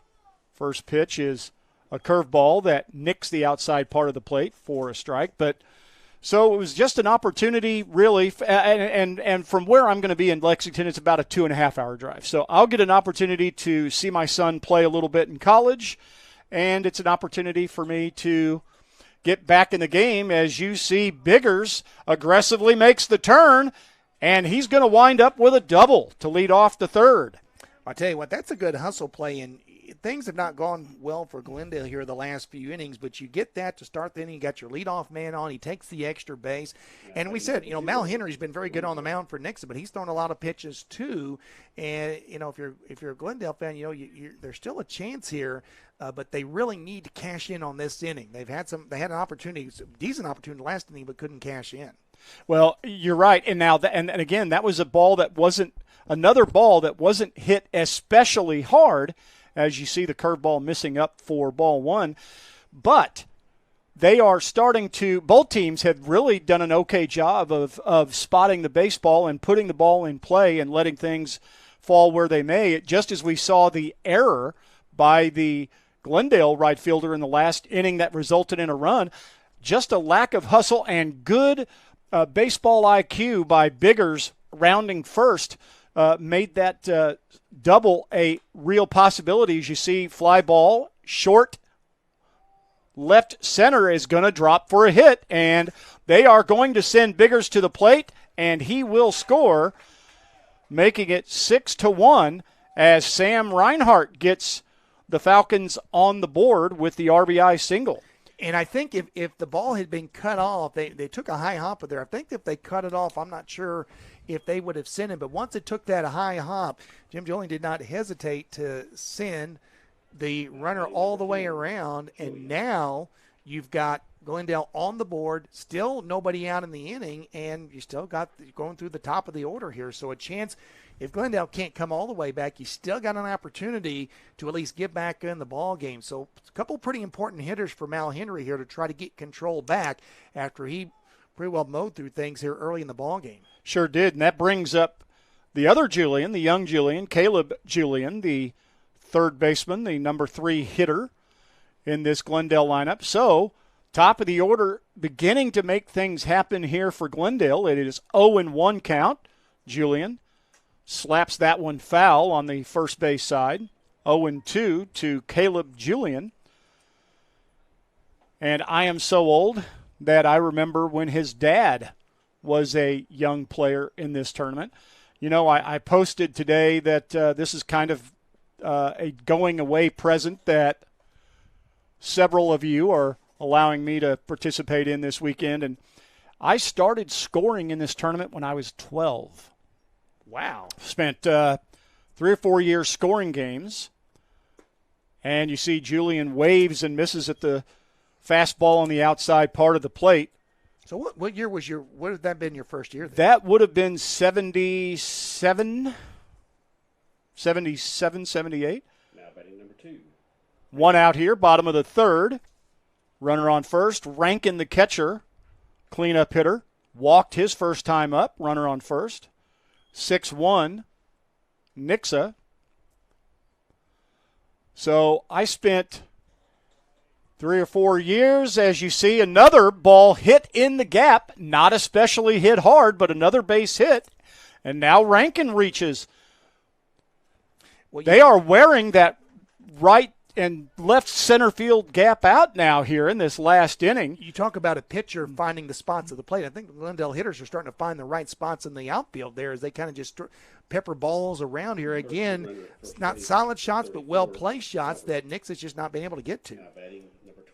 Well, and here comes Drew Wedgeworth, who can do a great deal to help himself here with something in one of those gaps here. That first pitch, a fastball outside, 1-0.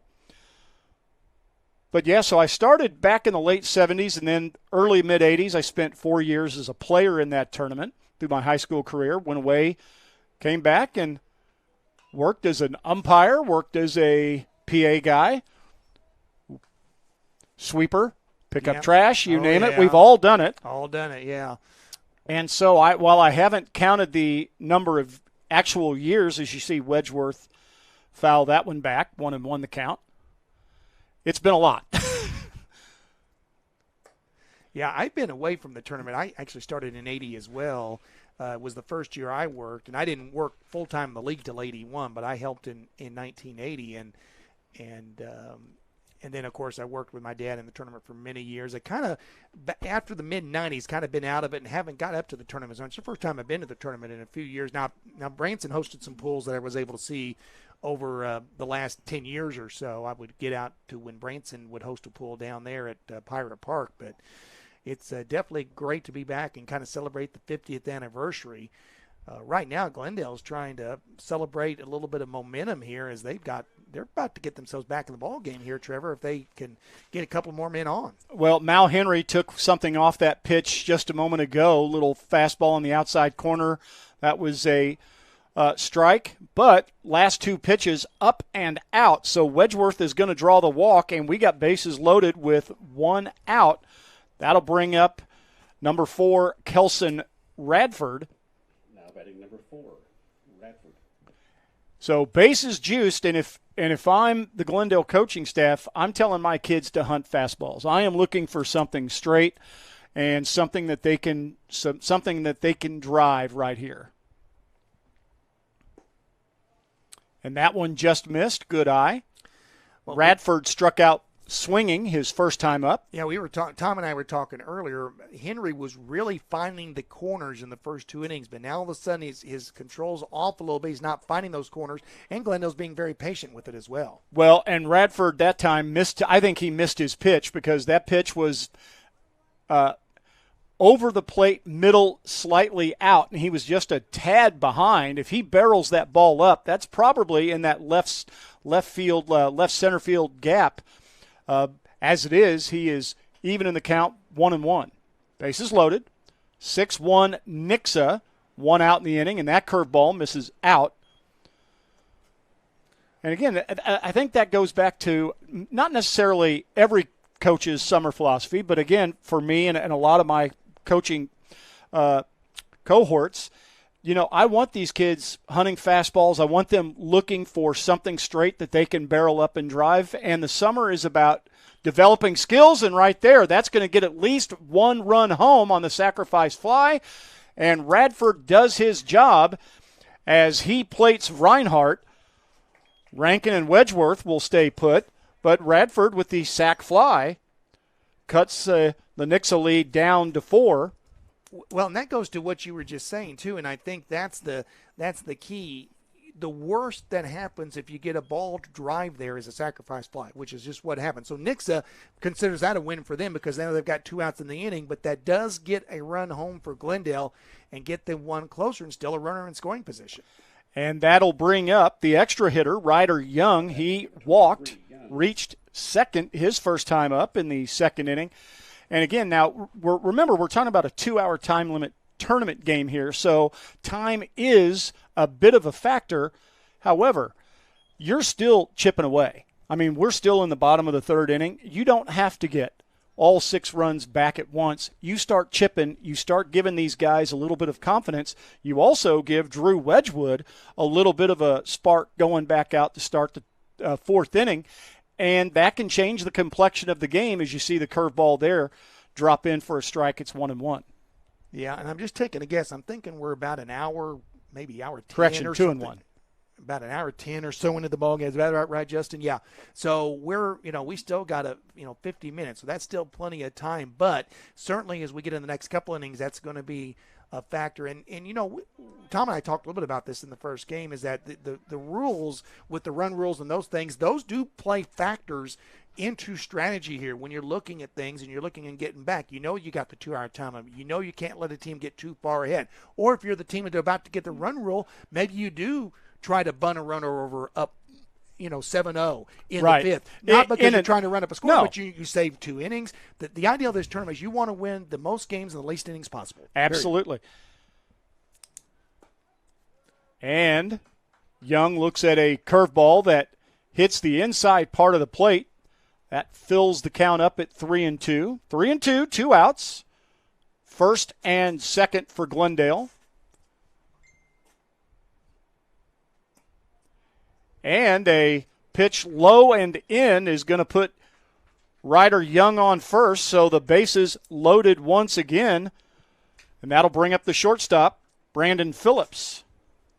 You know, Trevor, I think a lot of what happens in the final 3 innings or so, or 50 minutes we got left in the game, is really at the plate right now on this matchup here.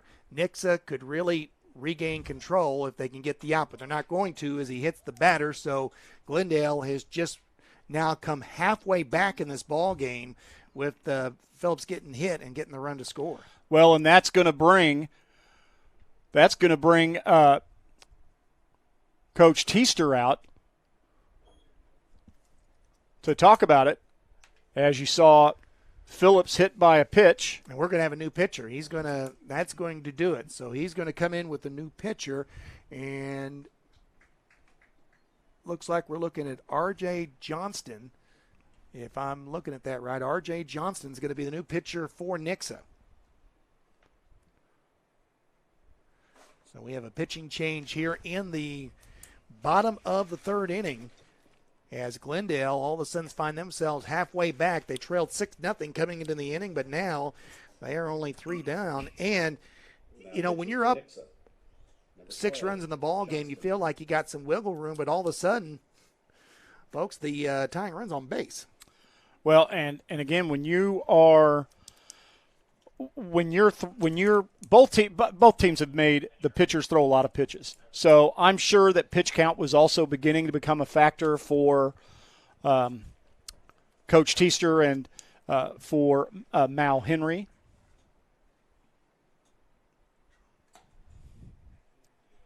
So how many did he throw, Tom? Yeah, 85. Wow.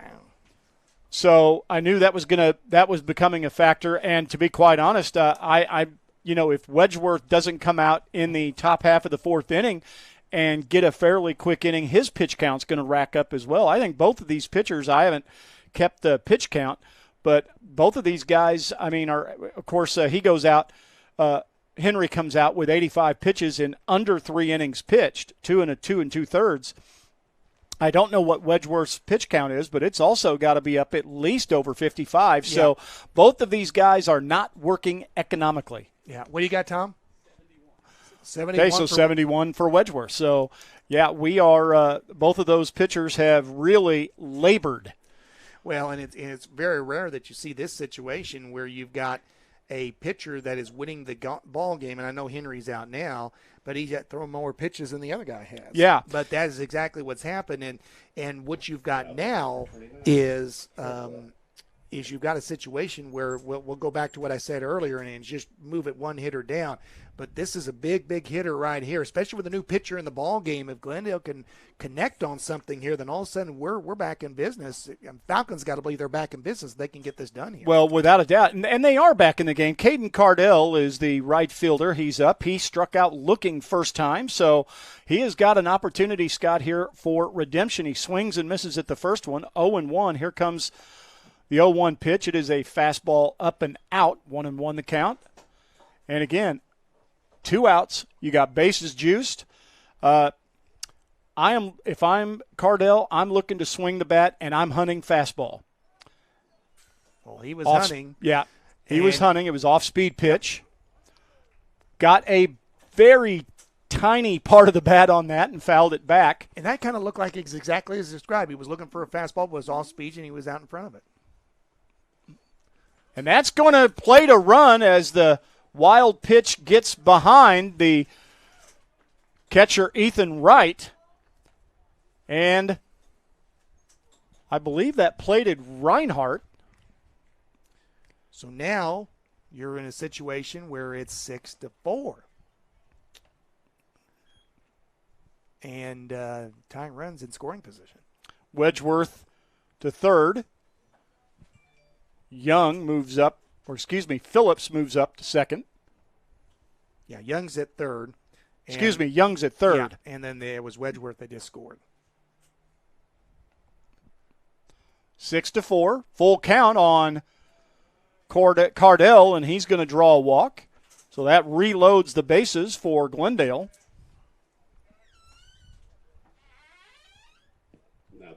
So now you don't get to hear this often, the 10th man to bat in the inning is up to the plate now, and Drew Russell, the extra hit, with the 10 in the order. He's playing second, but with you playing the extra hitter now, the 10th man to bat.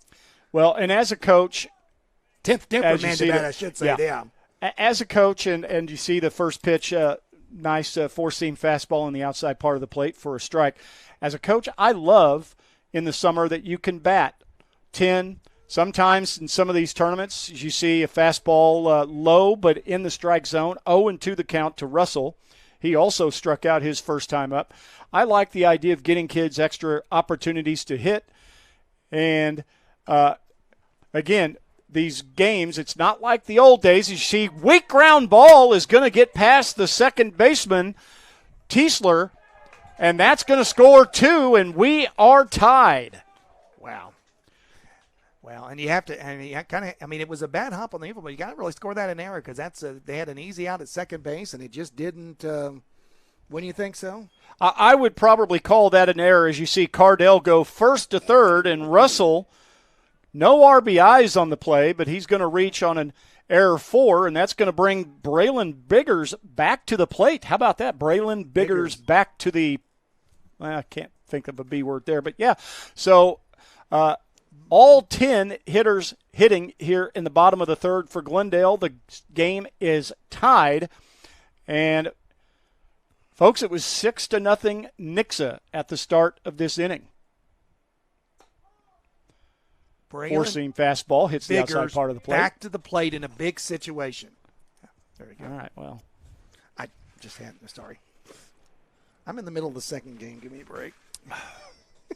Wait a minute. No, am I giving you a break or am I giving Tom a break? Who am I giving a break to? Well, Glendale just took the lead because the ball was thrown away, trying to pick the runner off. And not only that, the runner's going to go from second all the way to third. So this is a 7-6 Glendale lead on an error by the pitcher. Wow. And when it rains, it pours, especially in the summer. Again, as a coach, I can tell you that I would much rather deal with this situation in a summer tournament than, say, in a very important conference game in April. Yeah. And you don't like it. No one likes it. The pitcher doesn't like it. The fielders don't like it. But it is a learning experience. It is an opportunity to learn from it. It's not fun. You just gave up the lead. But it's an opportunity to learn. As you see the ball hit by Biggers, ground ball to Teester, and that's going to do it for Glendale, but not before the damage was done.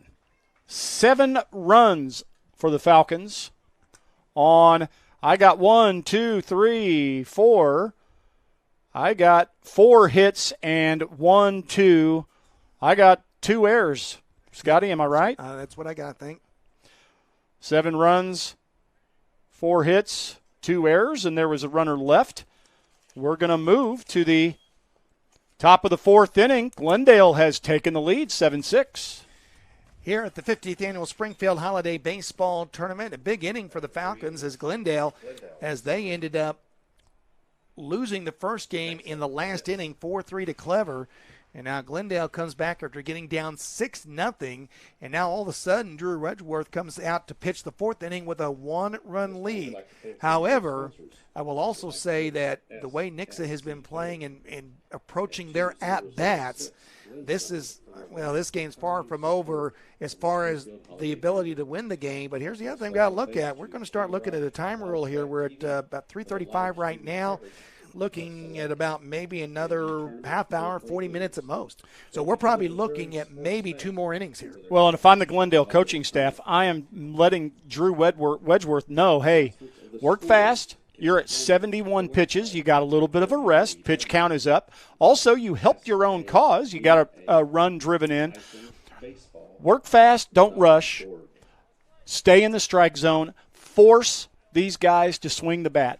Okay, you're right. Nick, you mentioned earlier, Nixa has been very aggressive at the plate. You want them to stay aggressive at the plate in so much as you want to try to do all you can to get them to hit themselves into outs. Third baseman Jason Curry is going to lead off the top of the 4th inning for Nixa Baseball Club. He's going to foul that first pitch back to the screen, 0-1. So Nix has got 7 hits in the ball game already, so they have hit the ball pretty well. They've been putting it in play, and I'm sure Robbie Teaster delivered that message: is keep putting the ball in play. There's still plenty of baseball to be played. And took a little something off that pitch, did Drew Wedgeworth. Swing and a miss by Curry. 0-2 the count.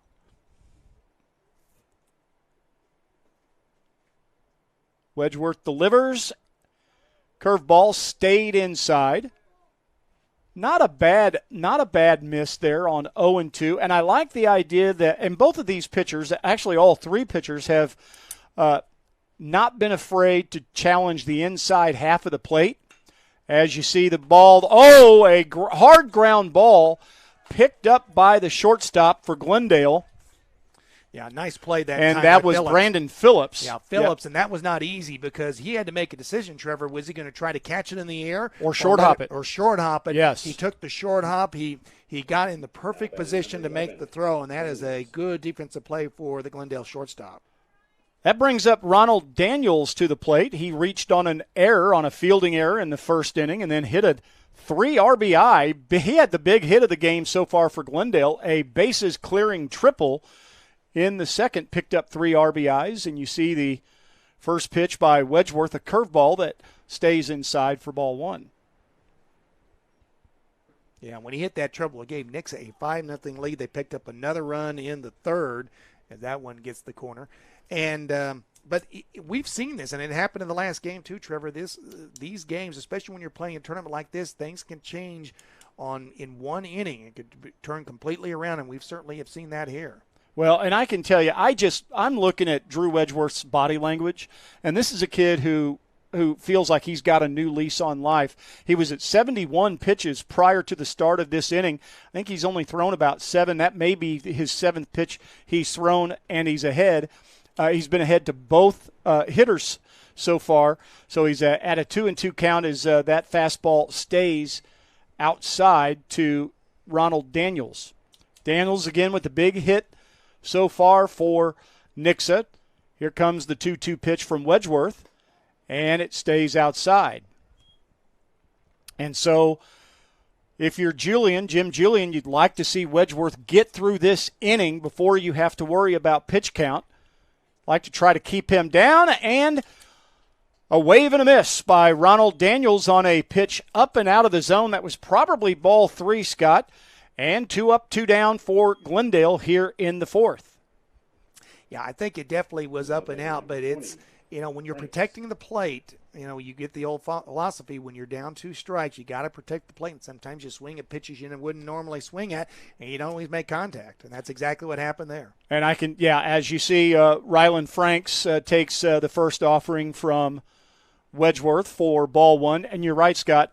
When you're standing in that box, though, I can tell you that's not the 0-2 pitch you want. You want your players to have maybe a little bit more of an idea of what a strike is and what a strike is not. And again, we'll talk about this all day. Summer baseball, you just, if that young man learns that pitch is not a strike, then the at-bat wasn't, the at-bat had some value.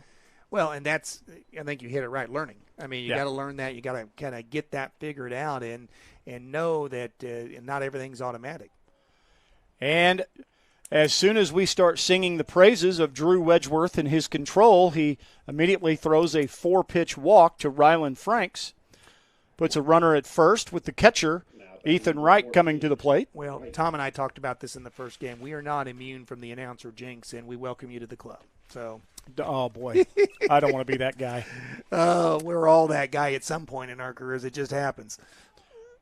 Someone as you see Wedgeworth immediately attacks the strike zone. Decent pitch. Strike 1, 0-1 to Ethan Wright.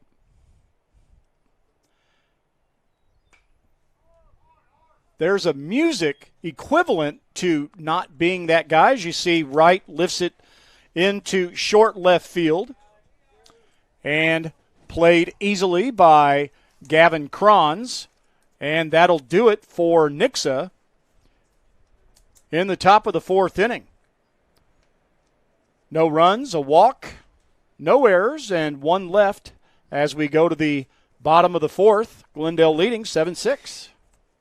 And so far, the easiest inning for any pitcher in this ball game happened right there with just the 1 walk given up by Wedgeworth and Glendale holding on to a 1-run lead. We would like to thank SFC Bank. They're located at 2006 Glenstone for their longtime support of the Springfield Holiday Tournament. And also we mentioned our friends at Redline Media Alliance, JR and all the folks here getting you the pictures today. But we also want to give a tip of the cap to K-Raj Wildcat TV for the live streaming coverage of selected junior varsity tournament pool plays. That's happening over there. We also want to thank the Missouri Sports Net for their coverage of the holiday tournament.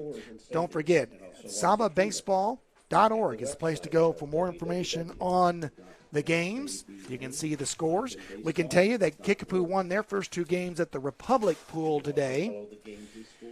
I'll look up those scores here again. Kickapoo beats Republic 11-2 in the first game, and then they beat Ozark in the second game 5-2. Ozark is playing Rolla right now in the third of 5 games at Republic today. So I mentioned we've got 2 more games after this one here. Nixa will hang around and take on the team out of the Kansas City area. Herrick Memorial, post 626. That game will come up after this one. And then Clever, the host team, will take on Herrick Memorial to wrap up day 1 of the tournament. 4 games here with 5 games at the other pool. I guess you're going to make the trip with Tom and I to Hillcrest tomorrow. I will be over there for kind of the same kind of deal. I'll pop in when needed and give you old fellas a break. We thank you, Sonny. We appreciate your support. The back just starts to give out a little bit. Well, oh, my goodness.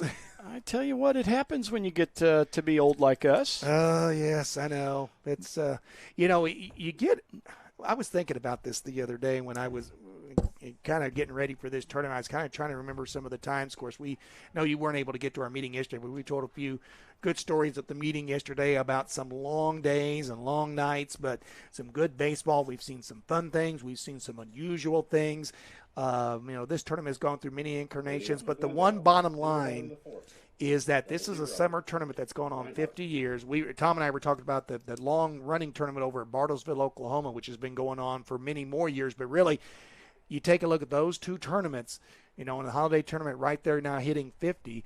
Tournaments don't last that long anymore. No. This tournament's got a good tradition. I told Tom and I talked about this earlier, that we really felt like as we see the first pitch of the inning here going to be popped up and is caught by the pitcher. Probably was a long time coming to go to the pool play format. As much as the double elimination had some fun aspects to it, it helped teams get more games. You're guaranteed 4 games. It maybe protects the pitching a little bit, and it was a good transition for this tournament to kind of reinvent it to a certain degree and really keep it going. Well, and at the point, and points well made as you see Caleb Julian at the plate. He takes a fastball for strike 1.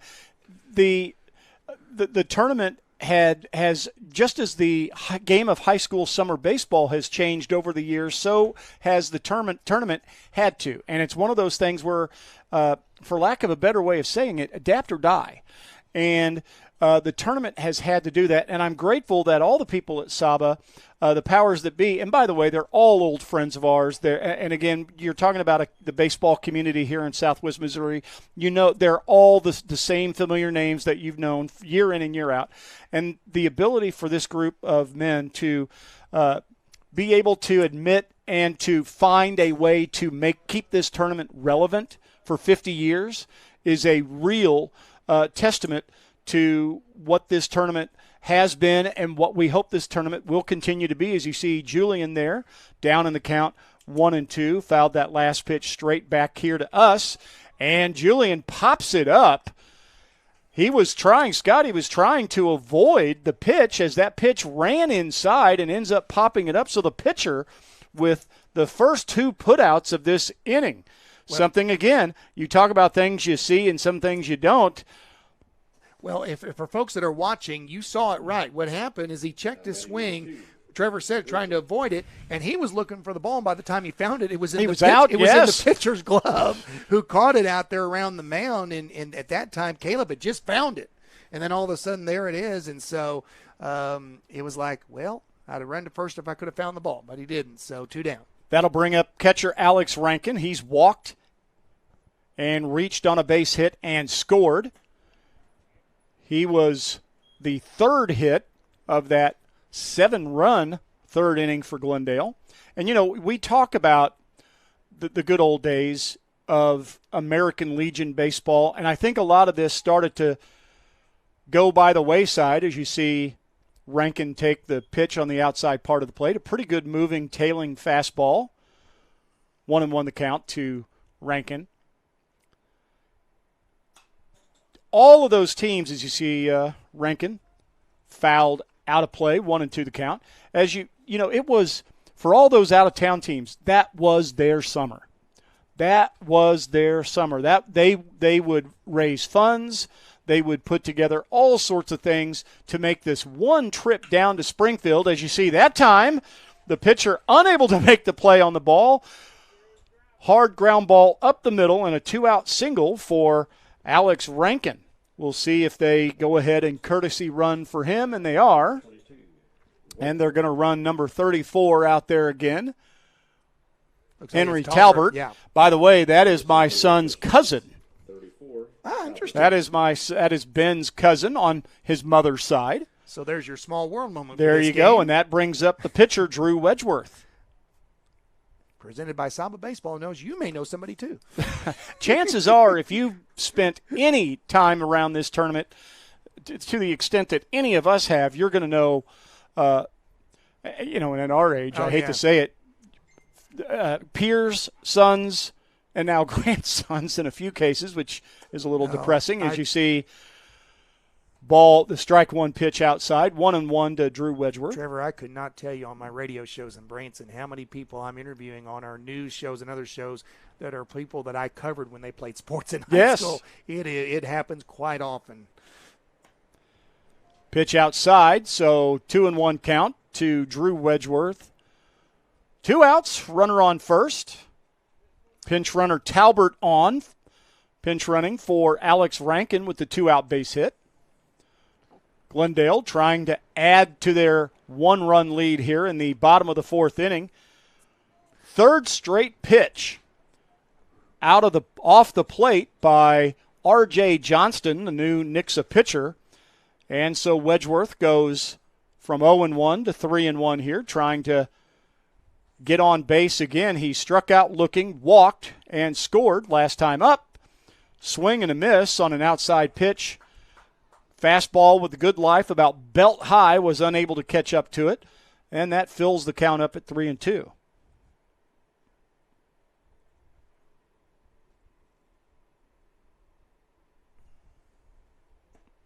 And a wave and a miss on a very good pitch, maybe the best pitch R.J. Johnston has thrown since he's been in this game. Wedgeworth goes down on strikes, and that'll do it for Glendale. They get no runs on 1 hit. They are going to leave a runner, and after 4 complete, we've played 4 here, 7-6 Glendale. Did you say it was the 5th inning? Because if it's the 5th inning, that means I need to talk about scramblers. And no, the reason I say that is because every time I talk about scramblers, my stomach quakes. So I do apologize for what you're about to hear. No, bring it not on. The stomach quake, but not scramblers. Okay. I was going to say. Scramblers is at 1131 East Republic Road. They're open 6 a.m. to 2 p.m. They've got that great breakfast menu, the home of the 4-egg omelet. Now, I got to admit, since I'm down in Branson, I haven't had a chance to try that 4-egg omelet, but as I told Tom, I think that's a challenge I will take very, very soon.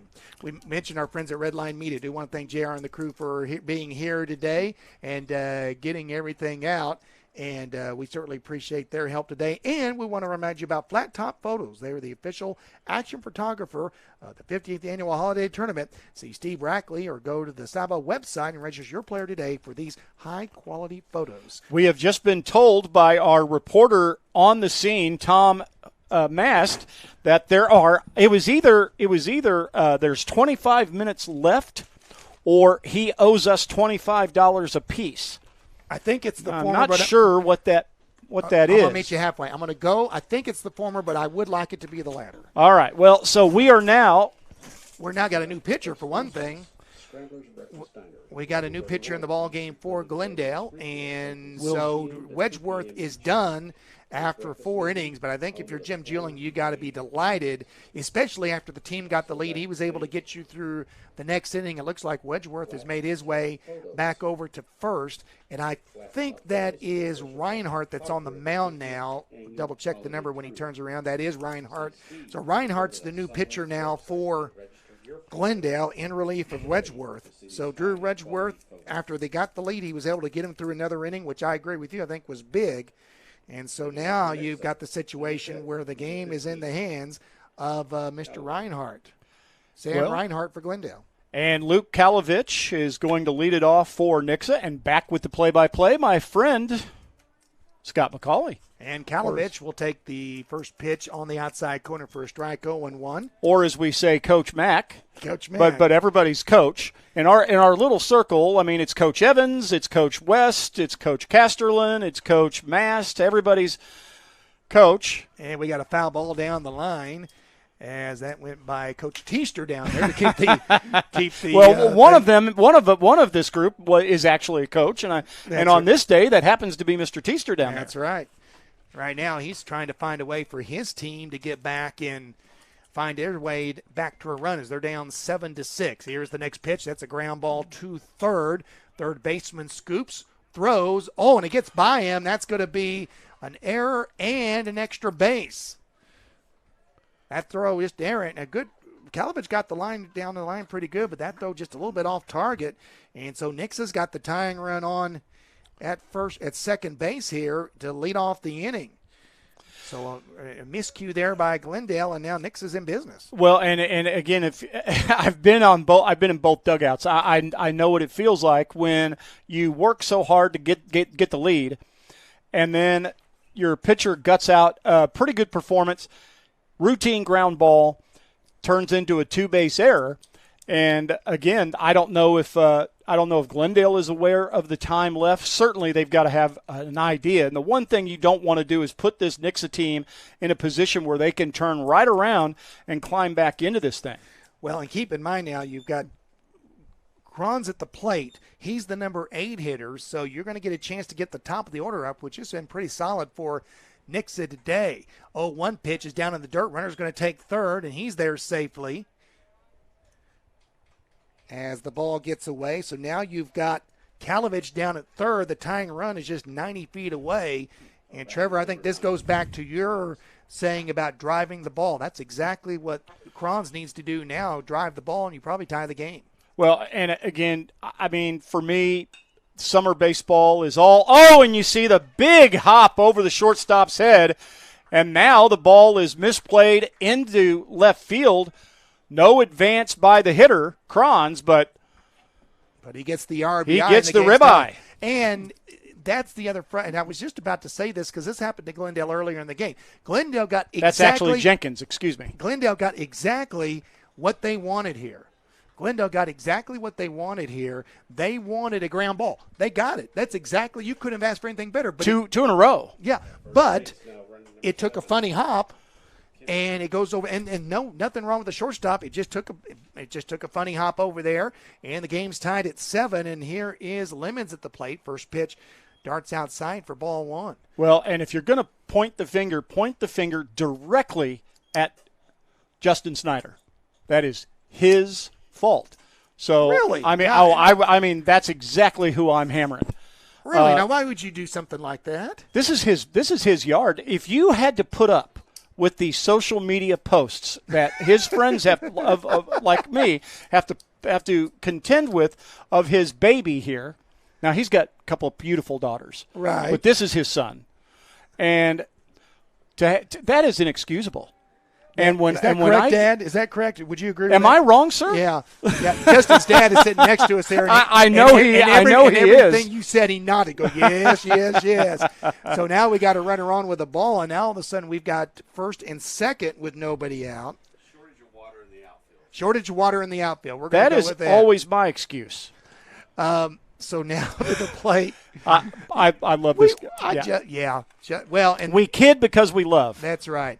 But we could talk a little bit more about that. Here's a bunt And there's down. your They're going to bunt. advance the runners to second and third. And now they try to throw the ball, and that is a great play by the second baseman covering to keep the game tied. That is going to be an infield single, and now the bases are loaded and nobody out. And an ill-advised, a great play by the second baseman to keep the ball on the infield, and an ill-advised throw by Reinhardt. Probably should have stuck that in his pocket and avoided the opportunity for an error there. But everything is equal now, but you got nobody out, bases loaded. And again, you look at the time, we're probably in the last 15 minutes of this game. So, if this inning goes long enough, this could do it. So Nixa is in good shape here. Nobody out, bases loaded. At the plate is the number 2 hitter, Sam Teaster. Teaster today has walked once, has grounded out twice, or popped up once, grounded out once. So he's in a great position, and now the count at the plate, I believe, is 3-0. It is. I thought he said 3-0. Let's see what the next pitch is, and it's going to be in there for a strike. And the count now goes to 3-1. And correct me if I'm wrong. I had a chance to look at the rules of the tournament a little bit, but in these opening rounds in pool play, are there not ties because of time? Do we have ties in this? Well, we don't now because they just scored a go-ahead run on a bases-loaded walk. So Teaster scores, and he'll pick up an RBI and give Nixa the lead back. It is now 8-7. And the bases are still loaded, nobody out, and that's going to bring Jason Curry to the plate. He swings at the first one and fouls it for strike one.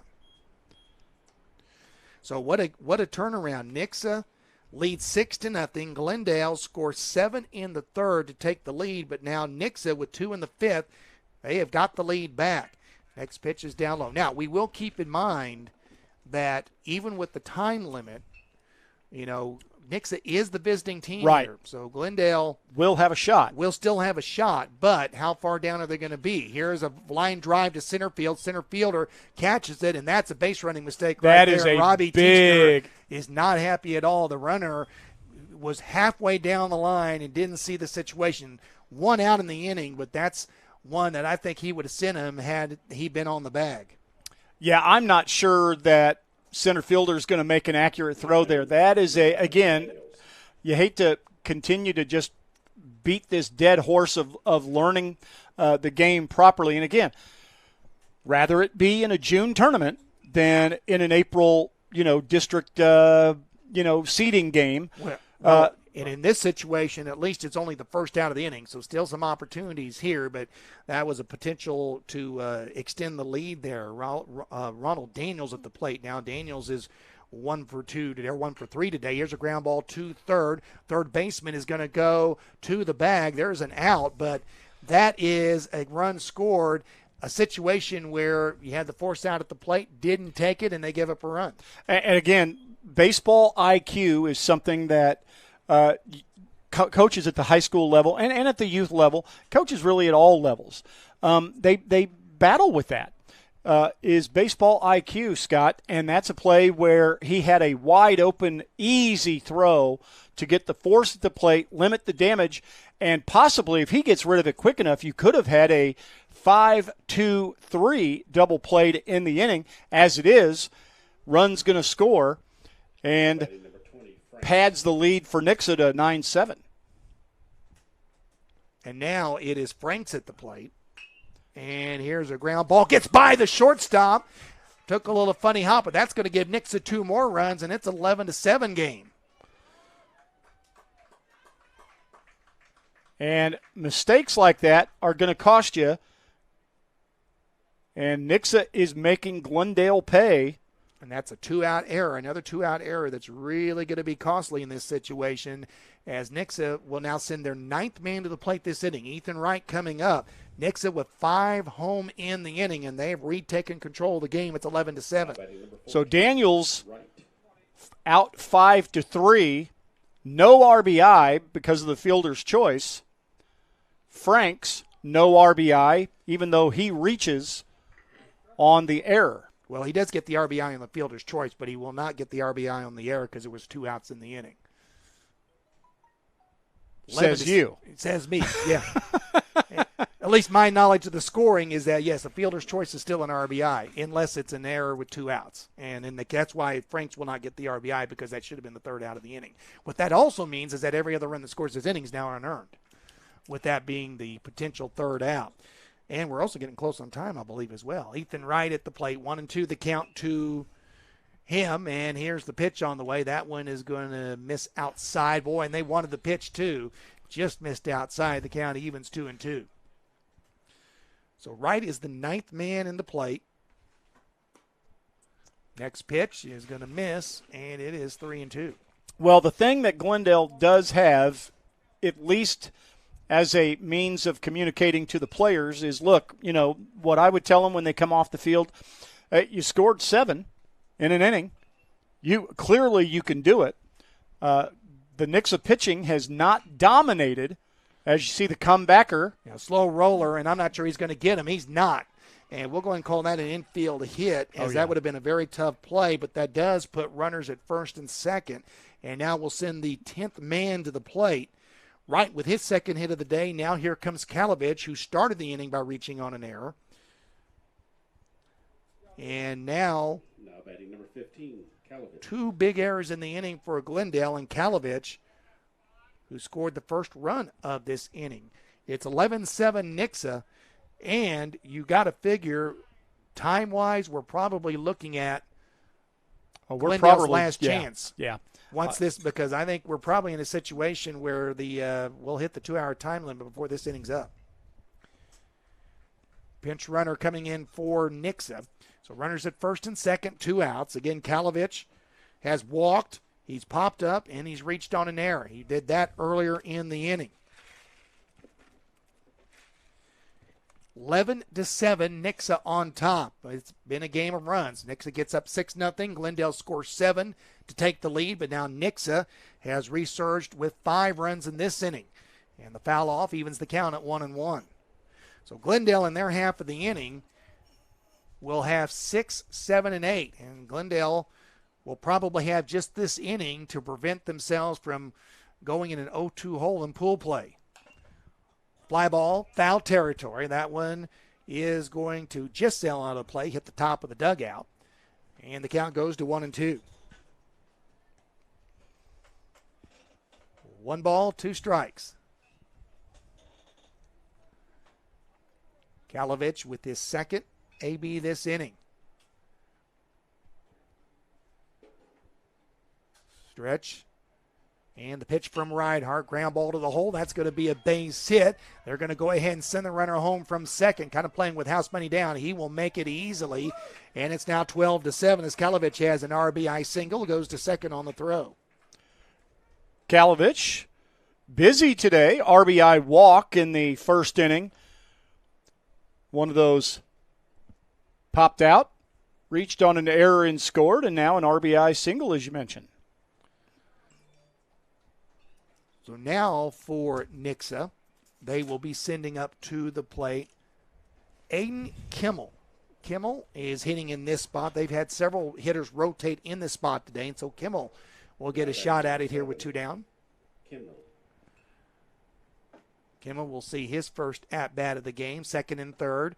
Swing and a miss. They throw behind the runner at third, and he gets back safely. The count at the plate, no balls and a strike. And we can hear the wind and the outside here. That wind has been howling all day and picked up a little bit here. Here's a ground ball, bouncer too short. Shortstop up with it, throw, and it will be just in time for the final out of the inning.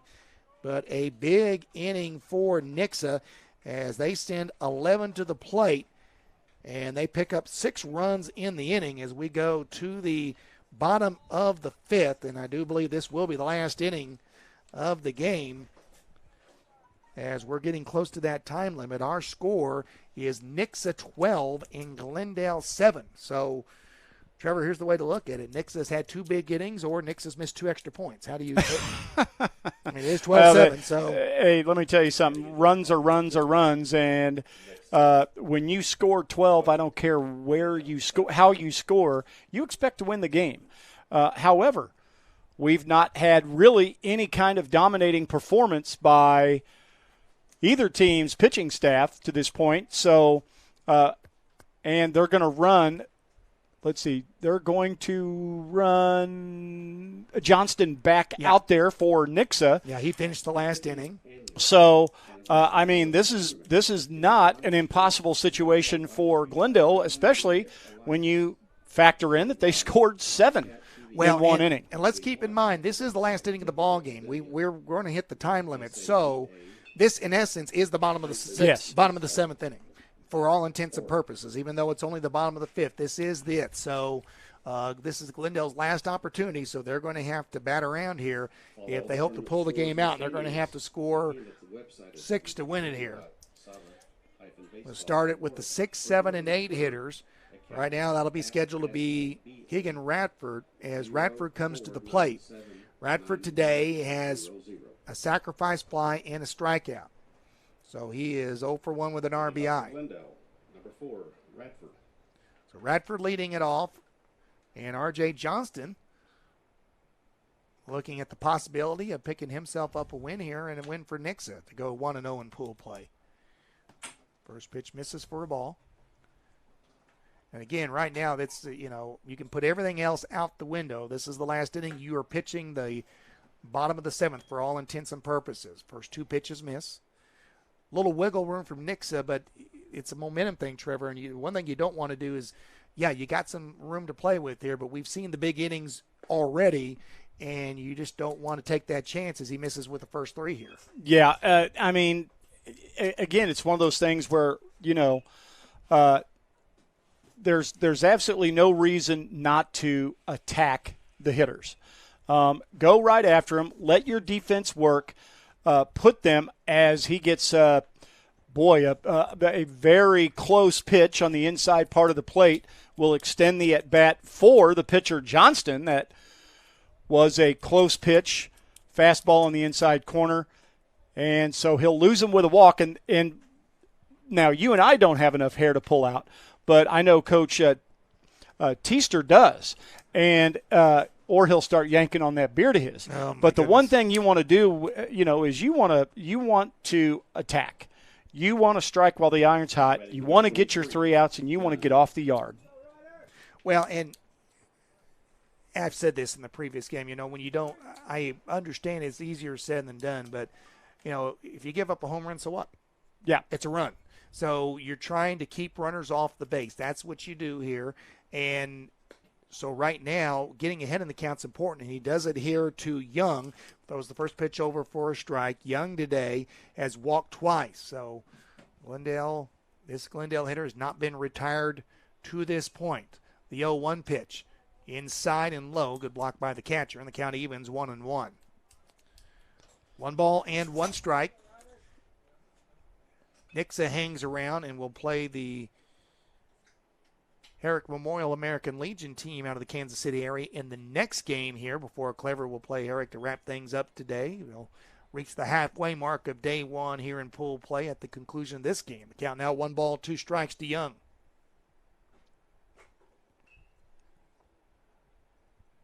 Very, very slender lead by the runner at first, playing base to base, station to station here. 1-2 pitch misses outside to even the count 2-2.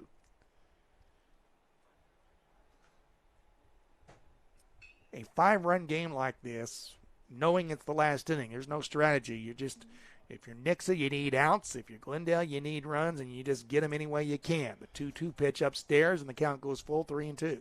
And again, I am, and if he loses this hitter here, I'm almost wanting to make a mound visit and say, you got one job, and that is to pump strikes.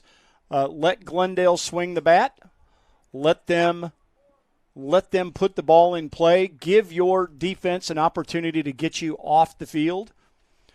Because, again, you're also – and again, we are now living in the age of pitch counts. And why rack up your pitch count by throwing 25, 30 pitches in the bottom of a game, the last inning of a game in which you are up 5 without it having recorded an out? Well, the 3-2 pitch, he just overthrew it, and it was out of the zone for ball 4. And then here he throws one right down the middle, and it's a swung at it, missed by Phillips. maybe a little bit of a surprise in its own right there, but it is a strike one count. Next pitch is going to be outside, and again, good stop by the catcher to even the count at 1-1. So you've got a lead to work with here at 5 runs, but keep in mind now, every race runner that gets on, that tying run gets closer to the on-deck circle. Not there yet, but still some ball to be played here. The 1-1 pitch gets the corner for a strike, and the count in favor of the pitcher, Johnston, 1 ball, 2 strikes. Yeah, again, I mean, you're up. You've got your foot on the neck of your opponent. Pump strikes. Next pitch is outside. And sometimes what happens, I think, is that you get in that situation and you miss with the first few. Then you try to – I think the term you always heard was aim the ball. But I think it's more of just you almost don't want to throw a bad pitch, but then you try to guide it too much instead of just trusting your stuff there. That ball's in the dirt. So it was 1-2. Now we're all the way back to 3-2. And the key here is that if this batter reaches base, then the tying run gets to the on-deck circle. Yeah, and it's one of those things where you don't have to be perfect if you're the pitcher. Just like that, that was not a perfect pitch. But then it's bobbled by the shortstop, and everybody is safe. So there's the bigger frustrating is you get what you need there, but then it's bobbled. So now bases loaded, still nobody out, and indeed the tying run is on deck. And you've got Cardwell at the plate. And here's the other thing, Trevor. You're now at the number 8 spot or number 9 spot. Glendale's batting 10, so you're in the number 9 spot. So, I mean, you've got the top of the order, and you've had a couple of good hits at the top of the order. You know, get a couple more on base, and this thing could get away quickly. So it's a big hitter, a big pitch outside. That one he just let loose of early. And here comes Robbie Teaster with that visit, and he's bringing a pitcher with him. So we're definitely going to have a pitching change here in the bottom of the 5th inning. Again, with the time limit, this will be our last inning of the game. So all intents and purposes, again, this is the bottom of the 7th. The new pitcher will come in for Nixa. It is still a 12-7 lead for Nixa, but now you see, sorry, Scott, you see umpire Howard Greenwood going to his watch, discussing it with the plate umpire, and that error, I mean, those kinds of mistakes are byproducts of not attacking the zone with a lead in the hammer inning of a game in which you've got a 5 or 6 run lead. When you're missing pitches like that, even the most skilled and the most just even the best players out there with the most head for the game are going to they're going to take their eye off a pitch. They're going to relax a little bit, and that was a routine ground ball to short that any other time 9 other times makes a routine play. But when you are missing, when you are not attacking, and you are not giving your defense an opportunity to work, you see that happen, and you see it happen time and time and time again and again. It's one of those things that's a frustration point. Isn't also a byproduct of, I know my pitcher is struggling. I know I have got to make sure I make this play, and then you, in a way, overthink it, and you put too much pressure on yourself, and then you don't make a play that 9 times out of 10 you would? I don't possibly, maybe, and of course we can't wallow around in the minds of these young men. What I would tell you is, for me, it's one of those things where if you're not close enough, if you're not around the zone and you want these guys swinging the bat, and if you're missing consistently, you're going to take a pitch off, and when you do, that's when the ball's going to be hit at you. Baseball gods have a sick sense of humor. So here we go. And by the way, the new pitcher is going to be Ronald Daniels. Now, Daniels was the designated hitter, so he is going to come in to pitch now.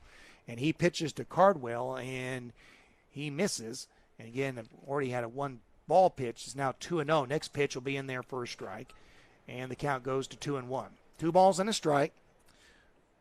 Cardwell at the plate, but more importantly, Drew Russell on deck represents the tying run. 12-7 Nixa. in the bottom of the 5th. Glendale at bat. Here is a swing and a miss, and the count goes to 2-2. And in this situation, it's a simple mathematics. You would trade runs for outs. Absolutely. Because you trade runs for outs, you're going to get out of there with a win. Simple mathematics. 2 balls, 2 strikes. And the delivery. That one just misses outside. I think it was an outside pitch. That's a tough one to take there, but he got it. Count now full 3-2.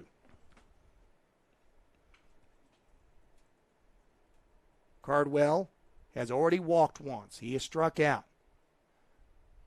Stretch.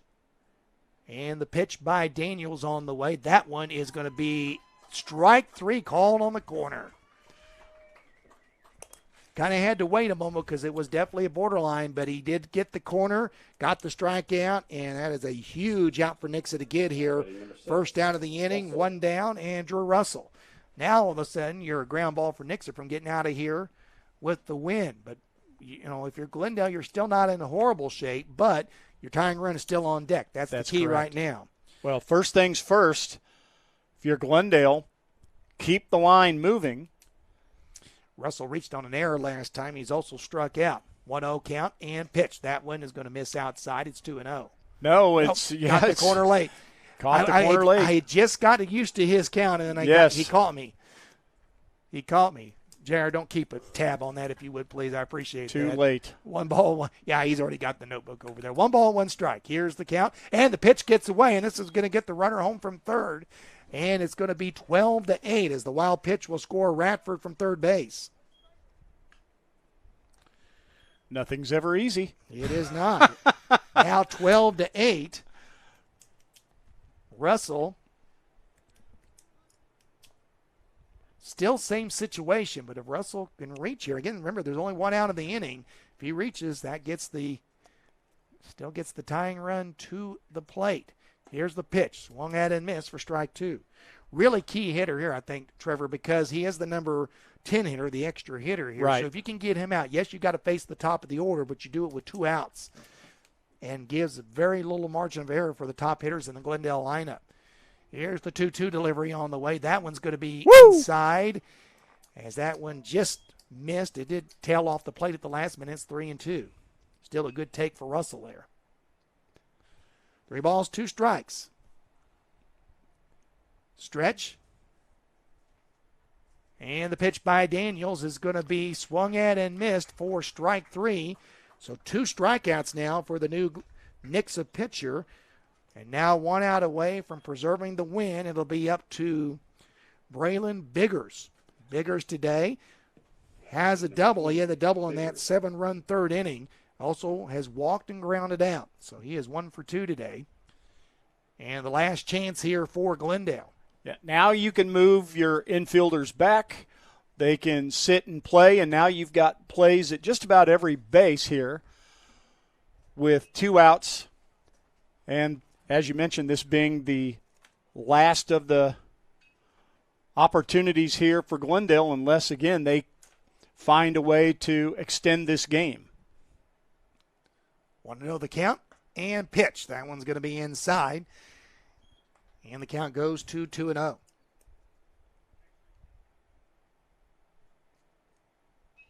Two outs in the inning. And the pitch. That one gets between the legs of the catcher. That's going to be a pass ball, and that'll score another run. So now 12-9 is the score. As that run scores, went right between the catcher's legs, so that's going to be a pass ball. The count is 3 balls and no strikes at the plate to Biggers. And you're now one out of the zone away from getting the plate, tying run to the plate. He's going to come as Biggers throws ball 4. And again, two outs. You're hunting out by hook or by crook here, and if you're Coach Teester for Nixa, you'll take it any way you can get it. And again, Glendale, this is it. They are out of time, but they are not yet out of bullets. That's right.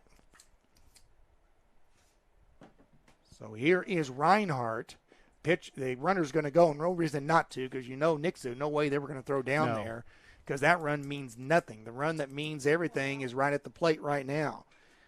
Reinhardt today has a hit. And tell you what, for Reinhardt, if he could connect here and keep the inning going, for him being the pitcher now, what a big situation. He could really put Glendale right back in if he hits a gap here. As the ball gets away, but the runner's not able to advance. As a good job by the Nixa catcher for keeping it in front there. That's right.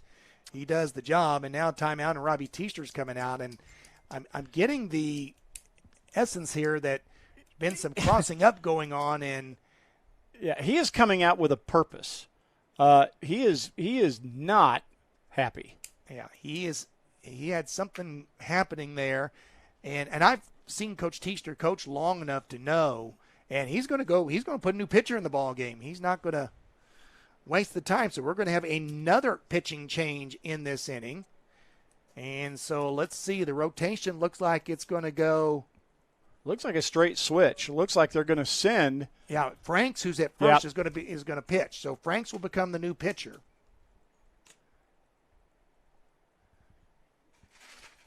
And Teaster's still discussing that.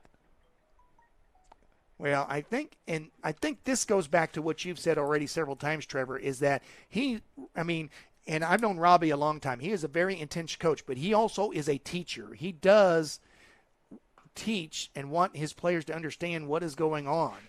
And pitching for Nixon, number I 20, think, Franks. in trying to understand the situation, knowing that what you've got to do here and what you've got to do to execute. So it's now going to be up to Rylan Franks to finish the game for Nixa. So the situation is this. It's runners at second and third, 2 outs. The count is 2-0 at the plate. And an opportunity for Glendale here as Reinhardt goes back and takes a few practice swings here as he gets ready to come back up. And he'll have the count in his favor. First base is open, and I know the the wise tale is you don't put that runner on because you get the tying run.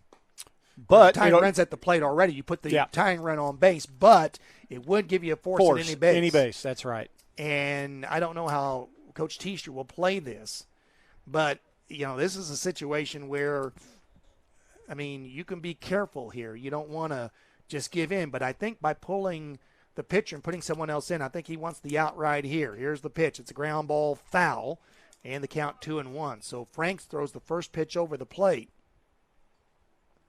and gets a strike. So the count 2-1, 2 outs.